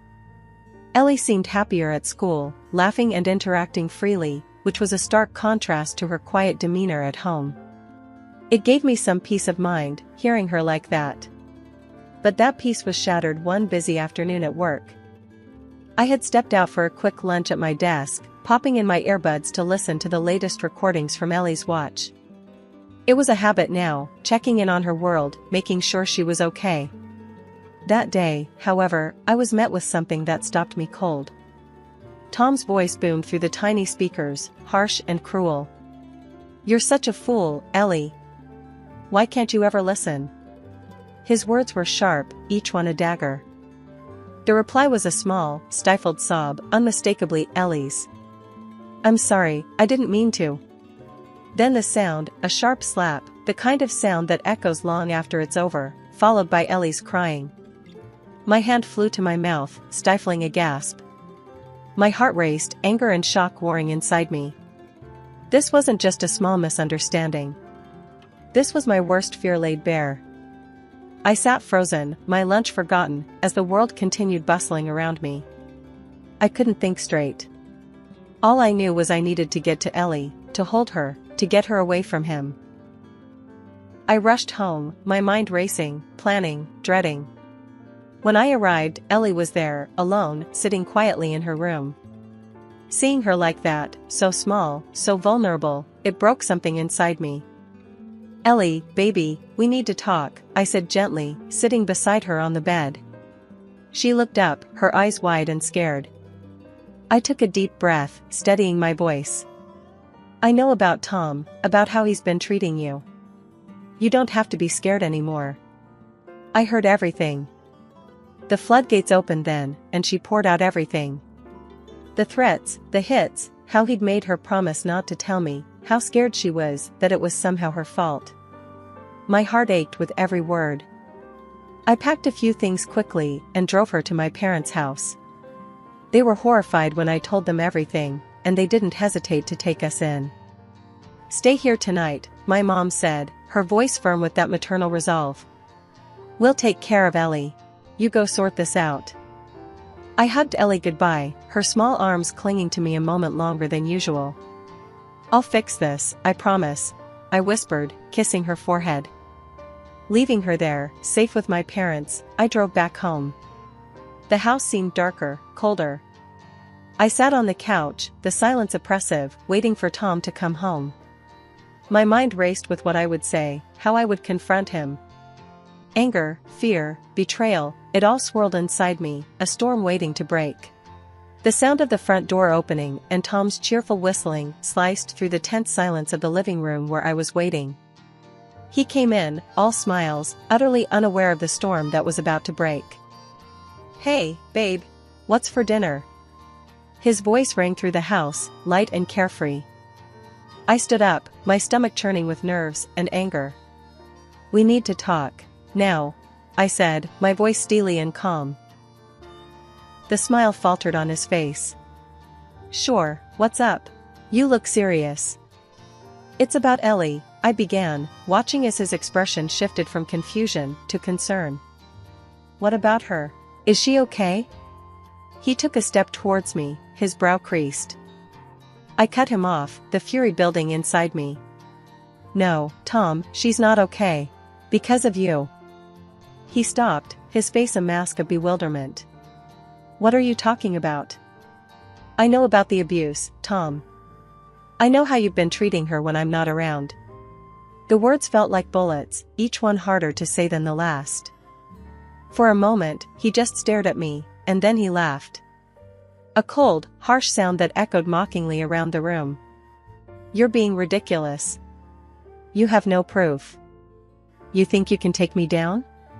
With what? Your overactive imagination? His arrogance boiled my blood. I have more than enough proof, Tom. He smirked, stepping closer. Come on, Clara. You and I both know you're bluffing. If you push this, I'll make sure you regret it. I can destroy your career, drag your name through the mud. Don't forget, I have connections that you can't even dream of. The threat hung in the air, heavy and sinister. But I was ready for him. I pulled out my phone and hit play on the recording of his tirade against Ellie. His voice filled the room, cruel and unmistakable. Tom's face went white, his confident demeanor crumbling as the reality of his situation dawned on him. Clara, please, I was just stressed, I didn't mean. Save it, Tom. I'm done listening to your excuses. I watched as he sank to his knees, his face crumpled in fear. Clara, I'm sorry. I'm so sorry. Please, I can change. Don't do this. Don't ruin my career and my life. You should have thought about that before you hurt our daughter. You're not getting away with it this time. I stood firm, despite the part of my heart that ached to see him so broken. But I had to be strong, for Ellie. At that moment, the doorbell rang. I walked past Tom, still kneeling on the floor, and opened the door to 2 police officers. I had called them before Tom got home, the final step in ensuring my daughter's safety. Officers, thank you for coming. He's in here, I said, leading them into the living room. Tom looked up, the fear apparent in his eyes as the officers read him his rights and handcuffed him. He muttered pleas for forgiveness as they led him away, but I felt nothing but a hollow relief. Ellie was safe now, and that was all that mattered. After the door closed behind them, the silence was deafening. I sank down onto the couch, the adrenaline fading, leaving exhaustion in its wake. I knew this was only the beginning of a long battle, but for the first time in what felt like forever, I could breathe. Ellie was safe, and Tom would face the consequences of his actions. It wasn't long before the news exploded, splashing across every headline and becoming the talk of the town. But nothing prepared me for the knock on my door early one morning, just as the chaos was unfolding. I opened the door to find my first husband, Michael, the father of Ellie, standing there, his face etched with concern and a hint of anger. Beside him stood his lawyer, a sharply dressed man known for his ruthless courtroom tactics, his reputation preceding him. Clara, we need to talk, Michael said without wasting a moment, pushing past the formalities as his lawyer followed suit. I sighed, stepping aside to let them in. I guess we do. Once we were all seated in the living room, his lawyer, Mr. Davidson, wasted no time. Clara, Michael here is very concerned about the welfare of Ellie and how the scandal could affect her. We want to ensure that her interests are protected, legally and financially. Michael chimed in, his voice firm. Clara, I won't let our daughter be dragged through the mud because of him. What were you thinking, getting involved with a guy like that? I bristled at his tone, my own anger rising. I was thinking that I found someone decent, which he seemed to be, until he wasn't. I'm handling it, Michael. As we debated back and forth, my phone buzzed. It was Amy, Tom's daughter, a message filled with urgency. I have something you need to see. Can we meet? I excused myself and stepped outside to call her. Amy, what's going on? Clara, I've got evidence. Evidence of what he did, not just to Ellie, but to me too, when I was younger. I'm ready to stand with you in court. Amy's voice was resolute, a stark contrast to the young woman who'd been so unsure before. Thank you, Amy. This means a lot. Let's bring this to light, all of it, I said, a wave of relief washing over me. Back inside, I relayed the news to Michael and Mr. Davidson. Looks like we'll have more than just our word against his. We have evidence, solid evidence, and his own daughter's testimony. Michael sighed, running a hand through his hair. All right, Clara. We'll support you in this, all the way. Just make sure it's handled with Ellie's best interest at heart. The court date was a spectacle, with reporters swarming the courthouse. Amy took the stand, her voice steady as she recounted years of hidden abuse. The evidence she provided was undeniable, the impact on the courtroom palpable. When the judge finally passed the sentence, it was more than I had dared to hope for. Tham was found guilty of child abuse and domestic violence. The judge awarded a significant fine in favor of both me and Amy, and Tham was sentenced to prison. His political career, his reputation, everything crumbled in the wake of his actions. The fresh start was exactly what Ellie and I needed. After everything that happened, buying a new house felt like claiming back a piece of ourselves that had been lost in the chaos. The house was smaller, cozier, a place where the shadows of our past couldn't reach us. Moving day was a mix of laughter and hard work, with boxes labeled Ellie's stuff outnumbering everything else. "Mom, can I paint my room purple this time?" Ellie asked, her eyes sparkling with the sort of excitement that had been missing for too long. "Sure thing, kiddo. Whatever you want," I replied, grateful to see her so happy, so full of life again. We spent that first night on the living room floor, surrounded by boxes, eating pizza, and planning out what we'd do with each room. It was perfect, just the two of us, and yet, there was a new addition to our little family dynamic that I hadn't anticipated. Amy, Tom's daughter, had become a fixture in our lives. After the trial, something shifted between us. The shared trauma had bound us together, and she started coming around more often, helping with the house, bringing over books she thought Ellie would like, or just hanging out, talking about everything and nothing. "Clara, you really didn't have to redo the guest room just for me," Amy said one afternoon as she helped me peel off old wallpaper. "It's not just for you. It's your room, whenever you need it. Your family now, Amy," I said, and I meant it. She smiled, a little watery-eyed, and we went back to our task. In a twist I never saw coming, Michael, my ex-husband, started showing up too. First, it was to drop off Ellie or pick her up, but then it became coffee visits, then dinners. We talked a lot, about Ellie, about our past, about how we could never have imagined our lives intertwining like this again. "Clara, I appreciate you letting me back in, after everything," Michael said to me one evening as we sat on the new deck, watching Ellie and Amy chase each other around the backyard. "Michael, we're navigating through uncharted waters, but I think we're doing just fine," I replied, the ease between us a pleasant surprise. The relationship with Michael evolved, slow and steady. We were parents first, friends second, and if there was a hint of something more, we let it grow at its own pace. Ellie thrived in the new environment. Her laughter filled the house, her smiles more frequent and brighter. Seeing her like this, I knew we had made the right decision. "Mom, look. I taught Amy how to make slime," Ellie exclaimed one Saturday morning, her hands and face speckled with glitter. Amy came into the kitchen, looking like she had fought a battle with a unicorn and lost. "Yeah, she did. I think I have glitter in my hair still," she said, trying to brush it out, but laughing.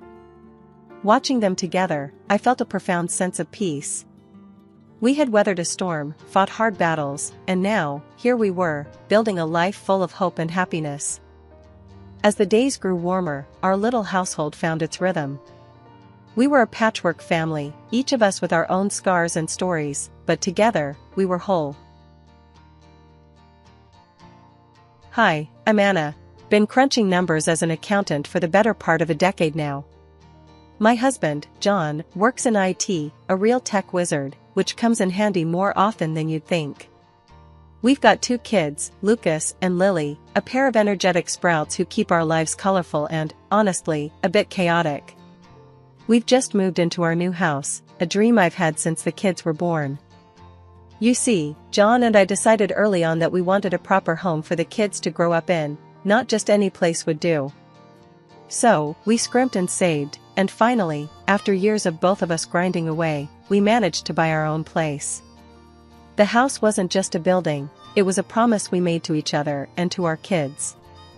The day we moved in, I remember standing in the empty living room before the furniture arrived, envisioning the memories we'd create. John wrapped his arms around me from behind and whispered, we did it, babe. We're home. Yeah, we did it, I replied, my voice a mix of exhaustion and elation. Let's just hope we survive the decorating part without killing each other. We spent that evening sorting through boxes, assembling furniture, and laying down rules for the kids, simple stuff, like no markers on the walls and no cookies in bed. It was late when we finally crashed, the sound of the kids even breathing from the next rooms, the best kind of lullaby. Things were good. Settling in took less time than I thought, mostly because I decided to work from home.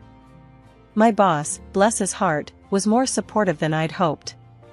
He let me handle the company's accounts remotely, as long as I kept up my numbers, and I always do. It wasn't more than a couple of months after the move that we got a surprise. I was in the kitchen, trying to figure out if the coffee maker was just complicated or if I was caffeine deprived, when I heard a knock at the door. Wiping my hands on my jeans, I opened the door and there stood Susan, John's mom. My mother-in-law had that look about her, the kind that said she was up to something but you wouldn't figure it out until it was too late. Susan, this is a surprise. What brings you here? I managed to keep my voice steady, but internally, I was already bracing myself. Oh, Anna, darling, I just missed my grandkids so much. And you know, I've always dreamed of living in a big house like this, she said, her eyes darting around, already making herself at home without an invitation. John came down the stairs, having heard his mother's voice. Mom, you should have called. We would have picked you up. Nonsense, I wanted to surprise you. Besides, it's time I spent some quality time with my grandkids, Susan declared, planting a loud kiss on John's cheek. I glanced at John, trying to gauge his reaction. He shrugged slightly, a silent message that read, "What can we do?" It had been a week since Susan plunked herself in our living room. Every morning, I'd tiptoe past her makeshift bedroom to the kitchen, the tension as thick as the burnt toast I'd toss in the trash before anyone could smell it. The whole arrangement was supposed to be temporary, but with each passing day, the discomfort burrowed deeper into our home life. That Tuesday, I had to scoot out early for a rare in-person meeting at work, which meant slipping on real shoes and trading my sweatpants for slacks. As I was leaving, Susan was just a silhouette under the blankets on the couch. I whispered a goodbye to the kids and left before the sun was fully up. When I returned, the house was eerily quiet. I called out, "Lucas? Lily," expecting to hear them thundering down the stairs. Instead, Susan appeared at the bottom of the staircase, her smile wide like she'd won the lottery. "Anna, dear, come see what I've done upstairs." A little surprise for everyone. Her enthusiasm grated on my nerves, but I followed, my curiosity piqued despite my apprehension. As we reached the top of the stairs, the first thing I noticed was the stark emptiness of Lucas's room. My heart sank. Where all his superhero posters had been, now hung drab curtains and pictures of landscapes that screamed boring adult lives here. "What the hell, Susan?" The words flew out of my mouth before I could catch them. She flung her arms wide, as if presenting on a game show. I moved Lucas into Lily's room. "They're young, they can share, can't they? And look, I brought up some of my things to make it more comfortable for me." I stormed into Lily's room, now cluttered with 2 sets of everything, and my kids sitting on the bed looking miserable. Lucas's eyes were red, and Lily's lip quivered. "Mom, why do we have to share now? We had our own rooms," Lucas complained, his voice cracking. "I know, honey. I didn't know about this," I said, my voice soft but seething inside as I turned to face Susan. "I sold my house to be closer to you all. I have nowhere else to go," she declared, a triumphant look in her eye. I felt the room spin a bit. "You what? John didn't tell me that." "Well, he knows now. And this is my room now. End of discussion," she said, walking into Lucas's old room and shutting the door with a definitive thud.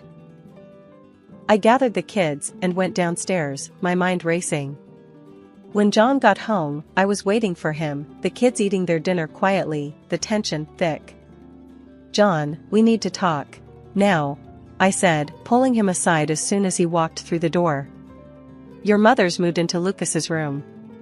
moved the kids into the same room without asking us. And she told me she sold her house. He ran his hands through his hair, looking as shocked as I felt. She sold her house? She didn't tell me that. This is crazy. I'll talk to her. That night, after the kids were in bed and the house was quiet, John knocked on his mother's door, trying to talk some sense into her. The muffled voices went back and forth, his tone pleading, hers defiant.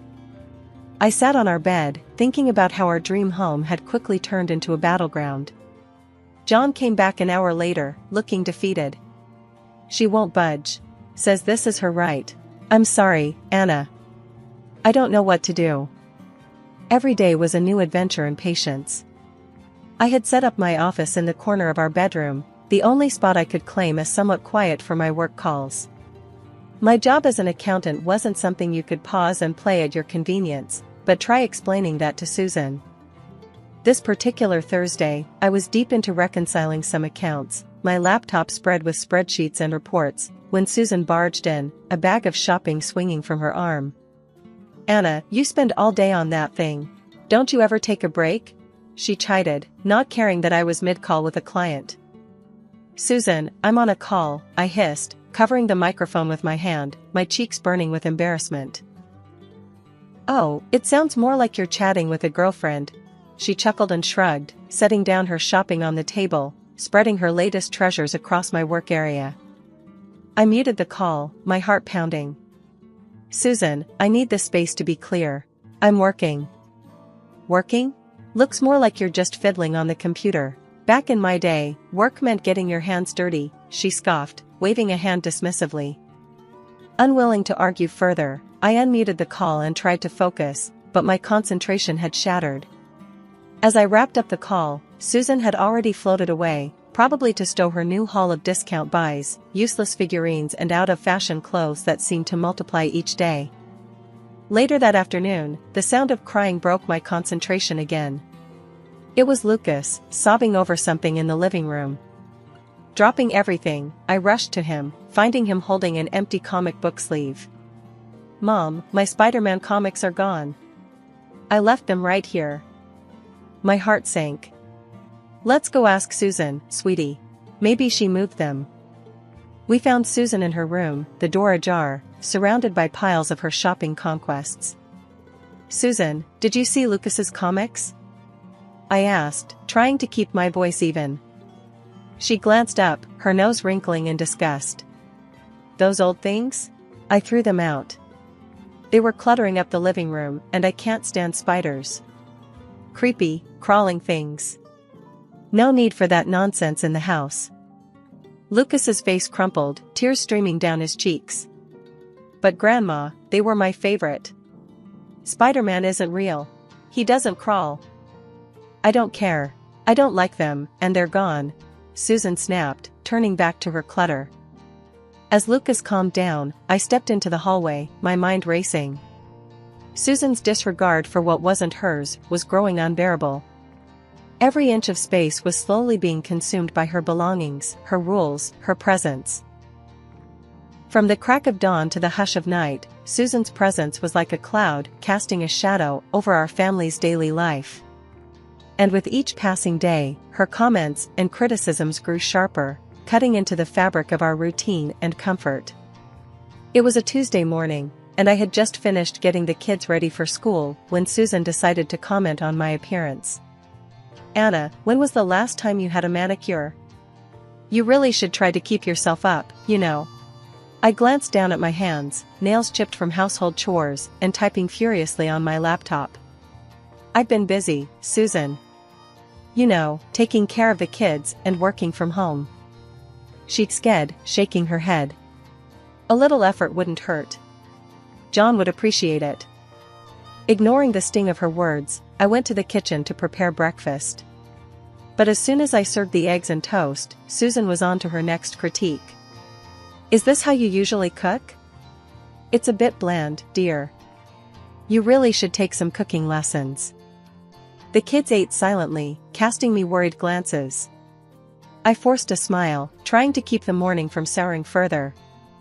Later that day, when the kids came home from school, their laughter and lively chatter filled the house. It was a sound I cherished, one that Susan apparently found annoying. "Kids, could you keep it down? I'm trying to watch my shows," she called out from the living room, her tone sharp and commanding. The kids shuffled away, and I felt my frustration mounting. Not wanting to argue in front of them, I retreated to the kitchen, only to overhear Susan mumbling about the noise. That evening, as we sat down for dinner, Susan decided it was time to lecture me on my role in the family. "Anna, I think it's time we start dinner with a little thank you to John. After all, he's the one providing for all of us." I clenched my jaw, setting down my fork. "Actually, Susan, I pay the mortgage. That's $2,800 a month from my salary." Susan waved her hand dismissively as John chimed in. "Mom, Anna's right. She's the one handling the mortgage. I take care of other expenses, but we both contribute equally." "Oh, please," Susan scoffed. "If it weren't for my son, you wouldn't have this house or your comforts." John's face tightened, and he looked like he was about to argue further, but he caught my eye and let out a sigh. We had been through this conversation too many times already. The meal passed with an uncomfortable silence, the clinking of cutlery punctuating the tension. After clearing the dishes, I found myself in the laundry room, folding clothes more aggressively than necessary. John came in, his expression weary. "Anna, I'm sorry about my mom. I don't know what to do to make her understand." I folded a shirt and stacked it with a little too much force. "I don't know either, John. But we can't go on like this. It's like walking on eggshells in our own home." "We'll figure something out," John said, though the assurance sounded hollow. "Maybe we can sit her down and talk it through again. Lay out everything clearly." I nodded, though doubt nagged at me. Susan had made up her mind about how things should be, and it seemed no amount of talking would change her view. This morning started just like any other Tuesday, with me dropping the kids off at school before heading back to the house. I was prepping for an important online conference with my boss and a couple of key executives from the company, a meeting that could significantly impact my career. However, the moment I stepped inside, I knew something was off. The house was bustling with noise, laughter, and the clinking of dishes. Susan had invited her friends over for an impromptu breakfast gathering, apparently turning our living room into her personal social club. I sighed, rubbing my temples as I poured myself a quick cup of coffee. Trying to stay calm, I headed to my office, hoping to find some sanctuary. As I settled down, adjusting my webcam and reviewing my notes one last time, I could hear the muffled chatter and laughter from the living room. I tried my best to block it out, focusing on the upcoming discussion. But just as the meeting started and I began to explain the quarterly projections, the door to my office flew open. Susan, leading her troop of friends, burst in loudly asking, "Anna, why didn't you make us some coffee too? And where's our breakfast? You can't just ignore your guests." Stunned, I muted my microphone, my cheeks flushing with embarrassment. "Susan, I'm in the middle of a work meeting. Can this wait?" I hissed, trying to keep my voice low and calm. "No, it can't. You think because you're working, you can neglect your duties as a hostess?" Susan retorted, her voice rising with every word. Frustrated, I pointed at her sharply. "Keep it down, I'm working." In response, Susan's expression twisted into one of defiance, and in a dramatic gesture, she grabbed my laptop and threw it onto the floor. The screen went black, the sound of my boss's voice cut off abruptly as the machine hit the carpet with a thud. "Go and make us breakfast," she demanded, as if she had every right. Without a word, I stood up, walked over to her, and firmly guided her out of the office, closing the door behind her. My heart was racing, a mixture of anger and shock numbing my senses. I picked up my broken laptop, feeling the sting of tears in my eyes, not from sadness, but from sheer frustration. Taking a deep breath, I pulled out my phone and dialed my boss, explaining what had just happened. To my relief, he was more understanding than I expected. "I get it, Anna. Family situations can be tough. Just see if you can sort it out, okay? We need you focused." After hanging up, I could hear Susan in the living room, loudly proclaiming to her audience, "You have to teach these young ones how to behave. If you let them, they'll walk all over you. It's our duty to put them in their place." The audacity of her words made my blood boil, but I knew I had to hold it together. Later that evening, when John came home, I told him everything. His face darkened with each word I spoke. "He did what? That's it. She's paying for a new laptop," he said, his jaw set in anger. "This has gone far enough, Anna. I'm sorry. I'll handle it." He confronted his mother about the incident. Susan, perhaps realizing she had crossed a line, suddenly clutched at her chest, her face contorted in pain. "I'm not feeling well," she gasped, her voice shaky. "Mom, are you okay?" John's tone shifted from anger to concern in a heartbeat. "I need to lie down. This is too much for me," Susan said dramatically before retreating to her room and locking herself in. The next morning, Susan declared she'd be retreating to a boarding house to restore her health, and I watched her pack with a practiced calm, masking the storm of thoughts whirling in my head. Her sudden declaration of illness, miraculously timed to avoid the fallout from breaking my laptop, seemed too convenient.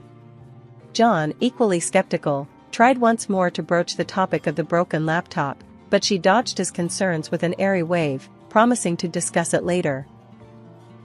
As her taxi disappeared down the driveway, John turned to me, a mixture of relief and resolve on his face. "Okay, what's the plan?" he asked, as we stood in the quiet aftermath of her departure. "You know how your mom freaked out over Lucas's Spider-Man comics because she hates spiders?" I began, watching his reaction closely.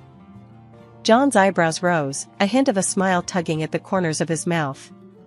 "Yeah, she can't stand them. Why?" "Let's just say, what if we took that fear and decorated the house with it?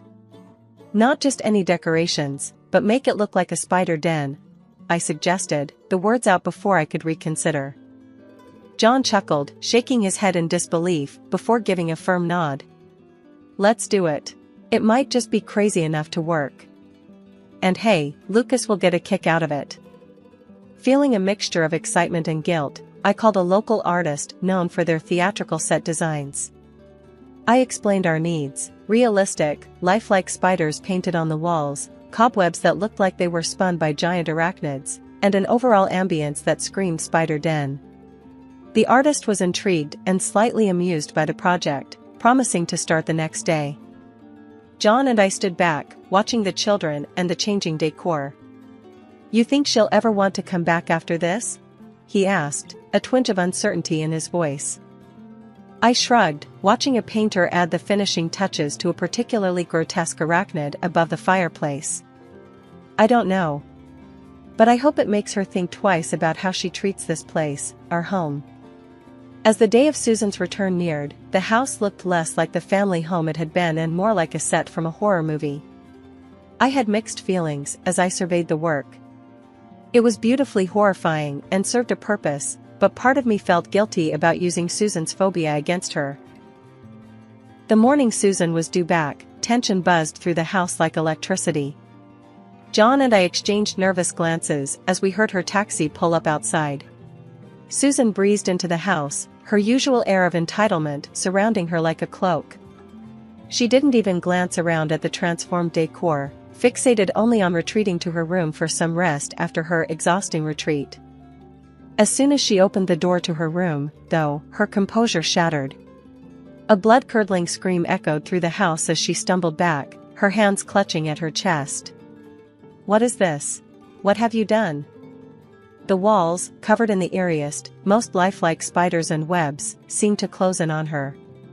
She bolted from the room, her eyes wide with terror, only to find that the rest of the house matched her room. Spiders in every corner, on every wall, our home had become a den of fear for her. Susan ran down the hallway, screaming, "Remove this! Remove this at once!" Calmly, I stepped into her path, my voice steady. "Susan, this is our house, and we decide how to decorate it. We like it this way." John joined me, adding, "We can't afford any changes right now, not after what happened because of you." Her face went pale, her eyes darting around as if the spiders might jump off the walls. "What are you talking about? What happened?" "Your little stunt with Anna's laptop got her fired. We're tight on money now. If you're going to stay, you'll need to contribute $2,800 a month for the mortgage." John lied smoothly, the fabrication necessary to press our advantage. Susan gasped, clutching her heart again. "This is outrageous. You can't do this to me. I'm leaving. No one appreciates anything I do. I'm not staying in this horror house." As she scrambled to pack her things, I blocked her way at the door. "Before you leave, you owe us $2,000 for the laptop you broke." The color drained from her face, replaced by a flush of anger. She yanked her checkbook from her purse and scribbled furiously. Slamming the check into my hand, she lifted her chin proudly. "There. Now, I'm leaving for good." John and I watched as she hauled her suitcase out the door, her head high, but her shoulders tense. As the door closed behind her, the tension in the air dissolved, replaced by a collective sigh of relief. We turned to each other, John wrapping his arms around me, both of us laughing, a bit from relief, more from disbelief at how things had turned out. "We did it, Anna. It's over." Lucas and Lily came bounding over, their faces bright with smiles. "Is Grandma really gone?" Lucas asked, his voice a mixture of hope and uncertainty. "She's gone, buddy," John confirmed, ruffling his son's hair. "The house is ours again. We can keep the spiders, right?" Lily asked, her eyes gleaming with mischief. "We'll see, honey," I laughed, kissing her forehead. "We'll see." That night, as I tucked the kids into bed, their rooms finally free of Susan's overbearing presence, I felt a peace settle over me. We had our home back, our lives back, and while the method was unconventional, the result was all that mattered. I continued working from home as an accountant, still seated at my trusty desk by the window, overlooking the garden where the kids played. Of course, I hadn't really lost my job, that had been a fib to push Susan to take some responsibility, and thankfully, it worked. Life without Susan was less dramatic. Lucas delved deeper into his comic books, often sprawled across his spider-webbed floor, sketching his own superheroes. Lily had taken to gardening, her little patch outside blooming under her careful attention, a stark contrast to the faux arachnid menace indoors. As for Susan, last we heard, she'd moved into a nursing home. Not surprisingly, rumors filtered back to us through the grapevine, she was up to her old tricks, bickering with the administration and quarreling with other residents. Some people never change, I mused aloud after a call from a relative who had visited her. John shook his head, a wry smile on his face. "Let's just be glad she's spinning her web somewhere else." And true enough, life had become simpler without her daily dramas. We repaired relationships with friends and neighbors, some of whom Susan had alienated with her nosiness and complaints. Invitations started coming back in for backyard barbecues and birthday parties, social gatherings we had avoided during Susan's tenure in our home. One day, as I was setting up for a video conference call with a client, I caught sight of Lucas and Lily outside, laughing as they chased each other around the garden, ducking under sheets hung out to dry. The normalcy of it filled me with a profound sense of contentment. "I never realized how much tension there was until it was gone," I told John later that evening. He nodded, wrapping an arm around me. "We did what we had to do, Anna. For our family. Our home was our sanctuary once more, the kids were happier, and John and I had found our way back to each other after all the strain." The spiders on the walls served as a reminder of what we had overcome, a quirky symbol of our family's resilience.